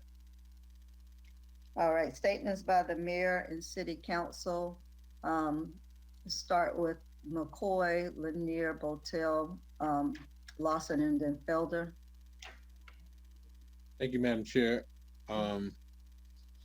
Commissioner Lawson, I'm actually ahead of you this time. Last shall be first and the first shall be last. So let me go ahead and take this opportunity. I do send my condolences to our city employee who passed away and their family, and also to former Councilwoman Liz Wade. And I'd be remiss if I didn't mention my uncle, who was a longtime public works employee, Willie Bo Davis, who passed away on Monday. So I wanted to mention a couple things. Thank you, Mr. Manager, for all the work that you've been doing. It's like a 24/7 operation. I really appreciate what it is that you're doing. And we got a lot of work that's in front of us and ahead of us, and to just be able to manage, departments that have issues day in, day out, and the employees, because it seems to be that you're the, I guess the, what do you call those? Not counselors, they call them, the licensed counselors, you counsel everyone. So thank you for what you do, because I do hear back. So I appreciate it. And it really means a lot, because I can only imagine. If you watch what we dealt with tonight, I've had my son in my lap a few times tonight. So I can only imagine if you had to do this probably 400 times, I really appreciate it. And I got to tell you that I do appreciate you and your staff.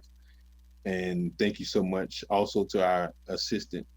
To our attorney and also her assistants. I appreciate you, Ms. Wynn. And all my colleagues, congratulations, Councilwoman Botel, and also new Chair Pro Tem Douglas Lawson, for your appointment as Chair and Pro Tem.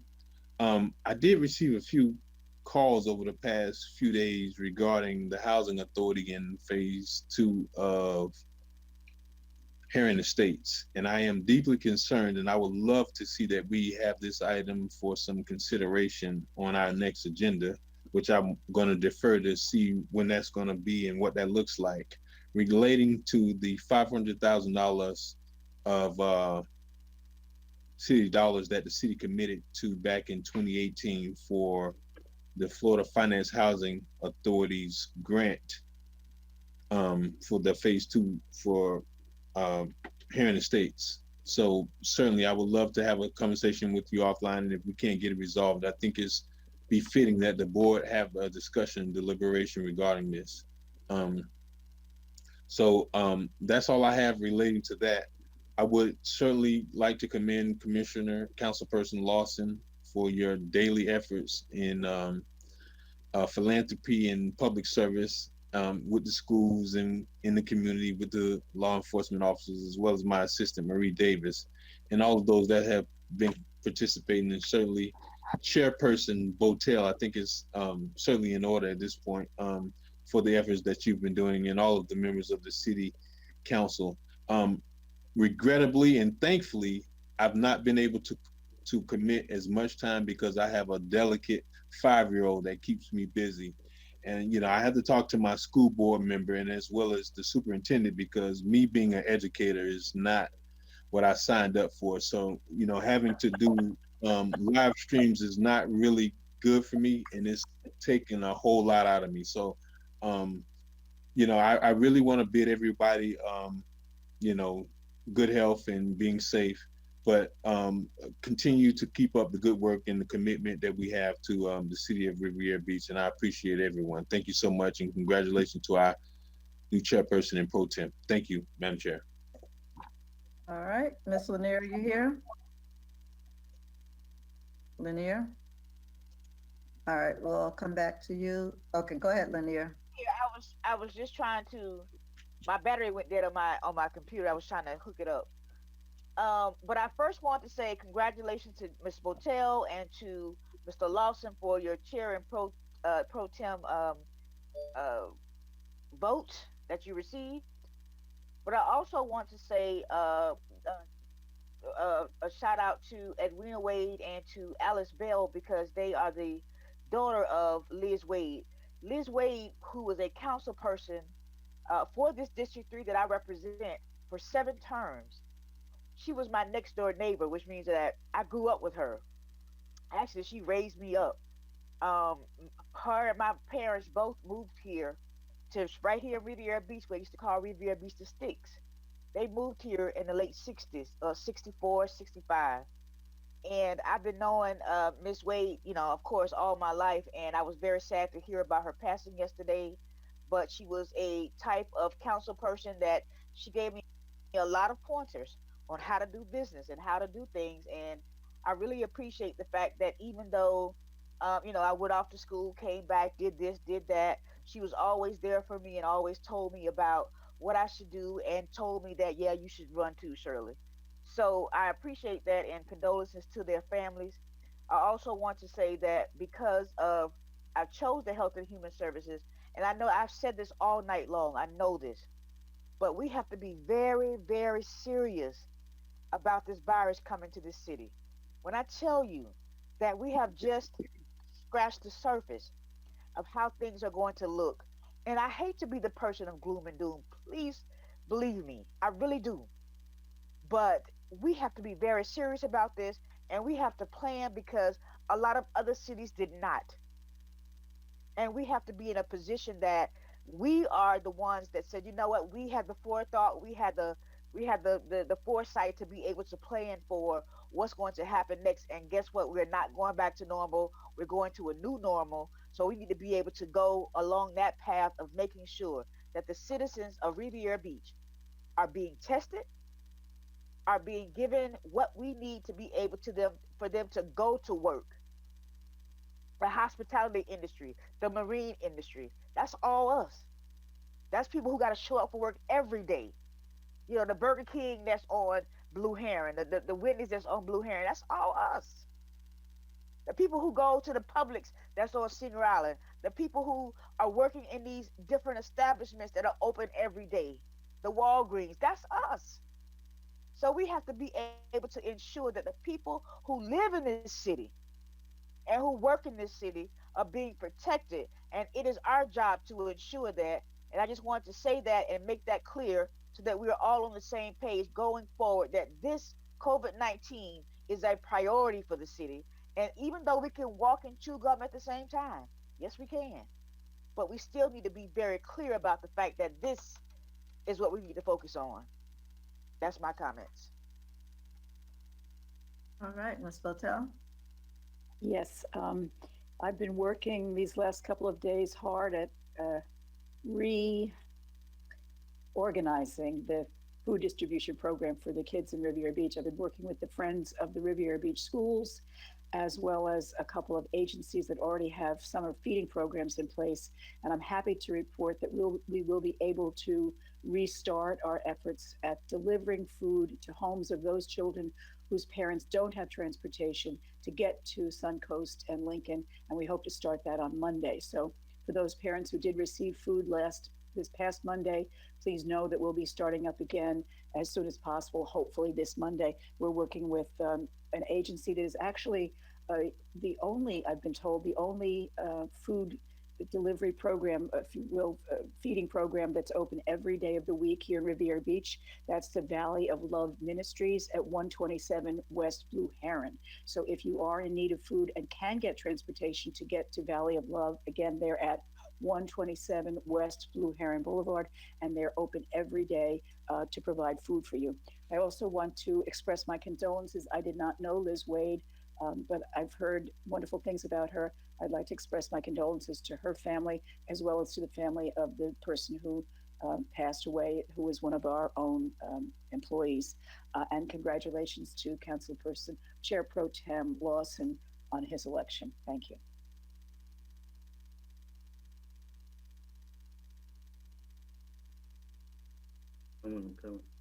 Thank you, Madam Chair. Well, thank you again, colleagues. I just want to thank you for your vote of confidence and allowing for me to serve as pro temp. And also, Madam Chair, thank you again for the time that you've served as our chair over this past year. It's just been a great experience. And Dr. Botel, congratulations. I look forward to working as your pro temp. Madam Chair, I just wanted to announce that on Monday, Elvin Dowland, the chair of the board of Palm Beach Harvest, reached out to myself and Mr. Evans, and we're going to be doing a free food giveaway on Monday at 12 p.m. It's going to be hosted over at Wells Gym. We're giving out 1,000 meals to our residents. We're reserving, I believe, 200 meals, Mr. Evans, to go towards our seniors, and that are going to be hand delivered to the seniors. And then 800 meals will be a drive-up service that Chief Curd and Mr. Evans has been facilitating. So I want to thank Mr. Dowling and the Palm Beach Harvest Association for allowing for us to provide those meals. In addition to that, we're also going to be addressing the food desert that our community has. A lot of these farmers are actually not able to provide produce to the restaurants because everything's closed. So Mr. Dowling's also looking to set up fresh produce every week Right now, the Boys and Girls Club is doing it for their members, but we're trying to do it for all residents starting in the next coming week. So we're working on the logistics with that as well with Mr. Evans and Chief Kurt. Mr. Evans, just two quick questions that I wanted to address. The first responders and our police officers, are they currently receiving any type of hazard pay? At this particular moment, they're not receiving hazard pay. We did receive a letter from the PBA, and the municipal managers are talking about it. One of the things that we are making sure is how do we continue to fund government, and how do we make sure that individuals stay gainfully employed. So we're still calculating what the fiscal impact of it. So we are having conversations internally about what that would be. Excellent. And I know that we're researching it now, but if we could expedite that process, because while we're trying to figure these numbers out, our officers are putting their life on the line every day by going outside to serve our community and our first responders. So if we could expedite that process to see if it's feasible for our community to afford that dollar amount for hazard pay for them. And then also, if you could get an update out for us, an email update possibly on where we stand with the Arts and Public Spaces program. Because as a community and our colleagues, I want us to still be able to move forward and to prepare for what's going to happen over the next 1, 2, 3, 10 years so that we can continue to do the business of the city. So if you could just send out an update for me via email before the next meeting. No problem, Councilman. And you forgot one of the other initiatives, the grad splash. Yes, apologize for that. Thank you, Mr. Evans. The colleagues, we've also reached out. One of the things that we spoke to about the high school seniors, they're going to be graduating. And because of this pandemic, they're losing a lot. They lost the ability to have their graduation, their grad nights, their prom. So Mr. Evans and I have been speaking about giving some opportunities to our seniors once this pandemic is cleared. And we've actually opened back up outside, as people are saying, to give the seniors an opportunity to enjoy some type of senior experience. And we're working currently with the Rapids to see if in the middle, towards the end of the summer, we can host some type of grad night. Something that we all went to, when we were in high school. Up in Orlando, they used to host like a grad night event where the seniors would all come from all over the state and fellowship there in one city. So we're looking to work with the Rapids and see if this is something that the Riviera Beach can partner for our seniors here in the community. So we'll have more updates hopefully going out soon, but that's in the early phases just because we want to make sure that we're clear of this pandemic and we're not endangering any of the kids first. So this is something we're looking towards in the end of June, maybe July. Thank you, Mr. Evans, and thank you, Madam Chair. All right, Mayor Felder, and then I think McCoy is trying to want to say something again, right quick. First of all, I'd like to give congratulations to Botel, the new chairperson, and Lawson, the pro-tem.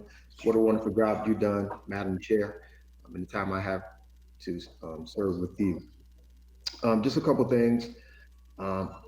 First, the Housing Authority, I am appointing immediately Miss Alexis Lockhart to fill the seat that's been vacant due to it expiring. So she will start immediately tonight, Miss Alexis Lockhart. She is now appointed to the Housing Authority Board. Just a couple of things. Going back to, and Councilman Lawson and Mr. Evans, by no way, I don't want to hold the city back. So I believe that we should take every opportunity we have to grow the city. I believe that's why we were put in place to make sure that we move the city forward. And I'm very excited about some of the moves that we're making. And if it's an investment that we need to make, let's do that to move forward. But what I was saying earlier is I don't want us to forget the little things that people are concerned about every day that's affecting their lives. As I've been going out handing out food on a daily basis, and to some of our seniors, this is really affecting their daily lives. Their sidewalks are tore up. And although they agreed for it to happen, these contractors are not coming out. They will come up and tear up a street and they may not see them for weeks. Or if they come, they're coming with a shadow crew and they may only come for an hour. I think we can do a better job of ensuring our citizens. The statement I made was, as we continue to do bigger projects, if we miss out on these small things, I don't think it's a wise thing. So I mentioned about a project manager because as I've been going around looking at some of these projects, I don't think nobody is watching them. And so maybe that's something we can dialogue about maybe hiring a project manager when we're having these projects to make sure that they're being held accountable, because right now it's no accountability. They're not wetting the streets, they're not cleaning the streets, they're not paving the streets. And so I don't know what they're doing, but I think we have a responsibility to our community to make sure that if they start a project that they're going to finish. So I hope that we can look at that. Mr. Evans, I'm not talking about the big overall reconstruction that we have to do with the streets of Marl Heights. I'm just talking about some of the streets that they're tearing up now. I know we said O Avenue would get those drains capped.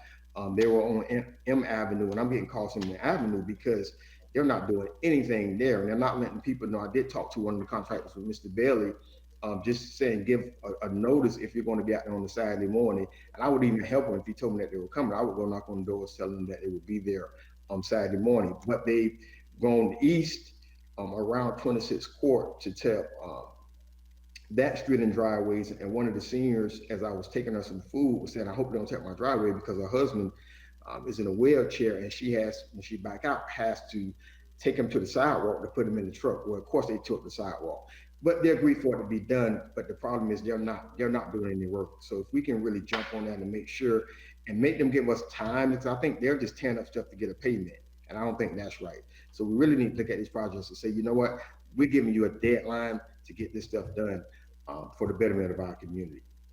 Also, I think that's it for me. I agree. But I'm saying just one thing. I just want to say that everything that we do, we need to frame around this COVID-19 pandemic that we have, because everything that we do is going to reflect that. All right, I agree. Mr. McCoy? So this one more question for you. Mr. Evans, the street sweeper, is that department shut down? That the street sweeper, that is, we've taken off our services concerning that, but that's something that we can have some additional conversations offline if there's some specific areas. And I will be having some conversations with Director Bailey specific to the concerns that you communicated this evening. Thank you, Madam Chair. You're welcome. Mr. McCoy, couple seconds. I'm only going to need about 4 minutes. We'll save that for the next meeting then. Thank you, Madam Chair. I wanted to thank you. So thank you, Mayor Felder, for bringing that back up, because that was a concern that I've heard about. And, you know, I think we all agree that it's been a work in progress. Our first year has been filled with dealing with computer issues and city manager issues and hurricane issues. But you know what? We're still here, and I appreciate the commitment from all my colleagues and the manager, as well as the attorney. I received a phone call and then also an email regarding the recent uptick in violence, and I thought COVID-19 had did us a favor when it came to the violence in the city, but that's not true, and we've lost someone in the city who, in fact, is a relative neighbor and someone I've known all my life, and I'll be dealing with administration and also the police department to get some insight on, you know, some of the things that we're doing to address that. But I wanted to really appeal to the mayor and also to the city manager relative to my concern with at least recognizing Councilwoman Liz Wade in her passing, and also our city employee and our former city employee, Mr. Willie Bo Davis.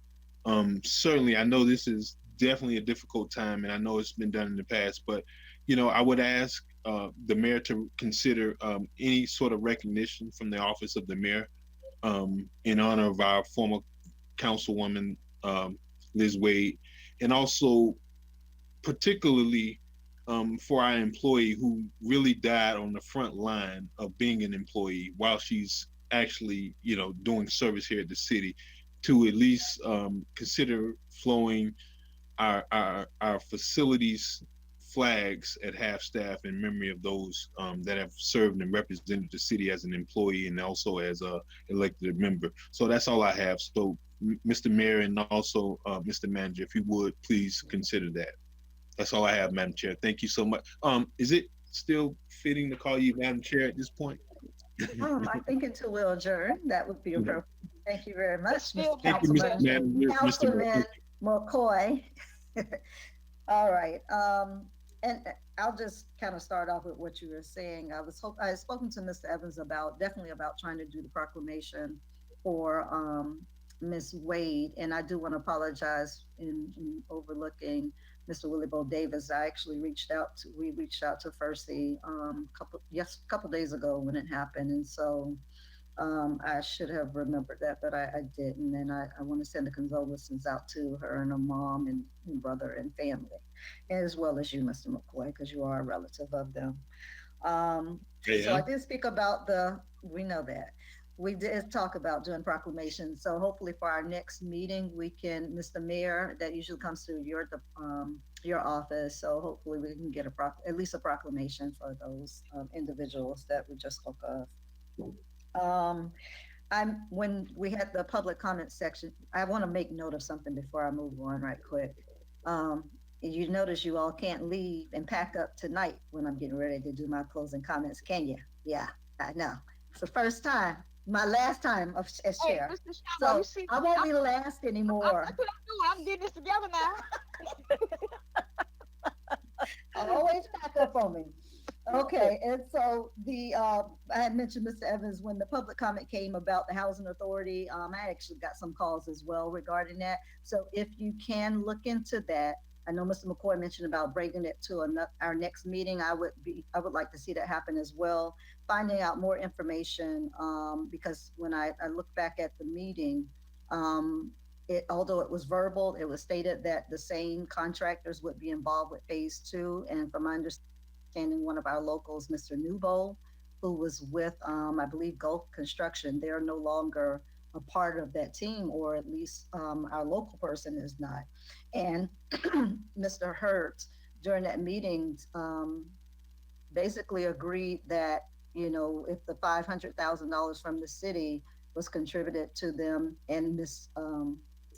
Hubbard at the time asked, would we be using the same local teams to work on phase 2? And he did indicate yes. And so that, to me, it appeared that, the 500,000 was provided, that you use the same group of people for phase 2, which was local people. So if you can look into that, because that's a concern for me, if, we've now switched things up. And I know they have to get something on their end before we can give that 500,000 towards them anyway. So if you can look into that and have that for the next meeting, that would be appreciated. Also, let's see, I want to thank the workers, public safety. I know Ms. Lanier has talked a lot about the COVID and how serious it is. And I've joked around about, me coughing and having a cough for a very long time. And, unfortunately, because of the way the testing has been, the criteria was so stringent initially when I was sick, very sick at the very, first few weeks of it. But because I hadn't been out the country, I tried to get tested 4 times and couldn't get it. And finally I was, and so I'm waiting now. But it is very serious, and people that have underlying conditions, such as myself, are very much at risk. And, I think because we have not had as much testing around across the nation, actually, that we should have, people are a little more reluctant to isolate themselves because in their mind, it's not happening, but it is impacting a lot of people. And I think if we had more testing done, we would see the numbers jump up very quickly. The numbers are probably down because a lot of people are not getting tested. And for a very long time, it excluded a lot of people. At one point, if you weren't out the country, you couldn't do it. Then if you weren't over 65, you couldn't do it. I'm like, I can't even breathe. Can I come? No, are you 65? No, I'm not 65, but I have everything. So it makes it hard for people to understand that it's real when it's not really hitting you in the face. So I'm all for the campaigning, getting things going in terms of a campaign and trying to get the word out. And providing those masks. I know you mentioned about some masks, Ms. Lanier. I know there are some people very locally who are making those masks, the cloth masks. And so, if we're able to utilize some of those people and be able to get them to participate in that would be great if you all went that route. But I definitely want to take all hats off to public safety people who are out there and doing their jobs and not knowing whether or not they're going to get sick. And I certainly appreciate all the essential workers, our city workers who are going to work every day. Some of you are working from home, but a lot of you are still out there. So I appreciate that as well. Let's see, what else do I have? I thank you, Mr. Lawson, for that Rapids idea. I think that's really great for the high schoolers. Grad night is certainly something that you will remember for the rest of your life. And if then we can get that type of traffic to come here, as you, the memo stated that hopefully if it turns out well when we do it one time, then that might be a little alternative for people around the state to be able to come as well. So I appreciate that. That's a great idea. And the congratulations to our new chair and Chair Pro Tem Botel and Mr. Lawson. I tell you, it has been, I'm so excited to pass the gavel over so quickly. Now I can get up and go to the bathroom whenever I want to, and I don't have to wait. So, but no, you all, I mean, I think our group will be fine. We'll be doing a wonderful job by having these individuals in the position. Mr. Lawson, I do want to give you your credit for I joke with you about you being all over the place, but it's a great thing that you're doing. And, you know, unfortunately, like I said, I just really felt bad that I haven't been able to do anything because I've seriously been in the house for days and days and days. But I thank you so much for having that energy and being able to get out there and help all of our citizens as much as you can. Madam Chair, I can't leave Super 8 out because I know Super 8 was right there with you. So Super 8, Mr. Javaris Jackson. He was there. Yeah, Yes, Mr. Jackson he's been on point with everything. So he takes all the credit. I'm just in front of the camera. And Madam Chair, thank you. I'm actually just representing the entire council. So all my colleagues Okay, are that's all enough, doing Pro Tem. I mean, come on, you done had your time now, Pro Tem. You're Pro Tem and everything now. Wow. We're gonna let him finish that. We're gonna give him No, a score. she ain't gonna let me finish because she gonna talk about COVID one more time and test it on me. Hey, Madam Chair. I'm telling y'all, I'm not playing with this. I Madam would Chair, like but to lead a round of applause for our outgoing chair, who's done an outstanding job. Absolutely. Thank you. Thank you so much. Shama, you've done an excellent job. Excellent job. And that's all I want to say. Congrats, Shama did the Miller job Anderson. when back in the day it was all crazy and he was still doing the job. And she's still doing the job. So yeah. I appreciate it. Congrats, Thank Madam you so much. And like I said, I'm happy to pass the torch over to Botel and Lawson. So thank you all so much though. And did I see your hand up, Mr. McCoy? No. No. Whoa, hold on. I did have my hand up. I had my hand up. With that Mason, being said, hold on. Mason, lay down. That was my hand up. well, You know, guys, when you have it in this view, it reminds me of Hollywood Squares. yes. So I have it in the view that only shows the active windows. So I only see 9 windows because I put it. You can put it on view active cameras, and that's what it's like. So when you were pointing up, McCoy, you're pointing up to Miller Anderson up there, and I thought you were trying to make a statement. I don't know.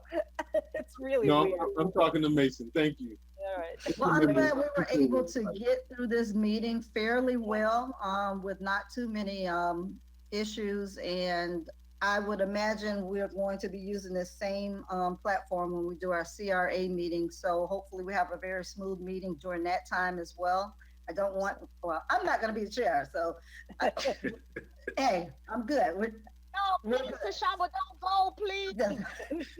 This is a baptism of fire. You came out the other side exceedingly well. But I do want to thank Ms. Noel as well and anyone else that had a hand in this. It did go pretty smoothly. We just had a couple of sections that froze up, but nothing major. So thank you all. Everybody worked in the background with this situation. One thing, Ms. Botel, Ms. Hall or Claudine or Tawana, did you all look to see if that email came through for JB in time for public comment? Or Ms. Anthony?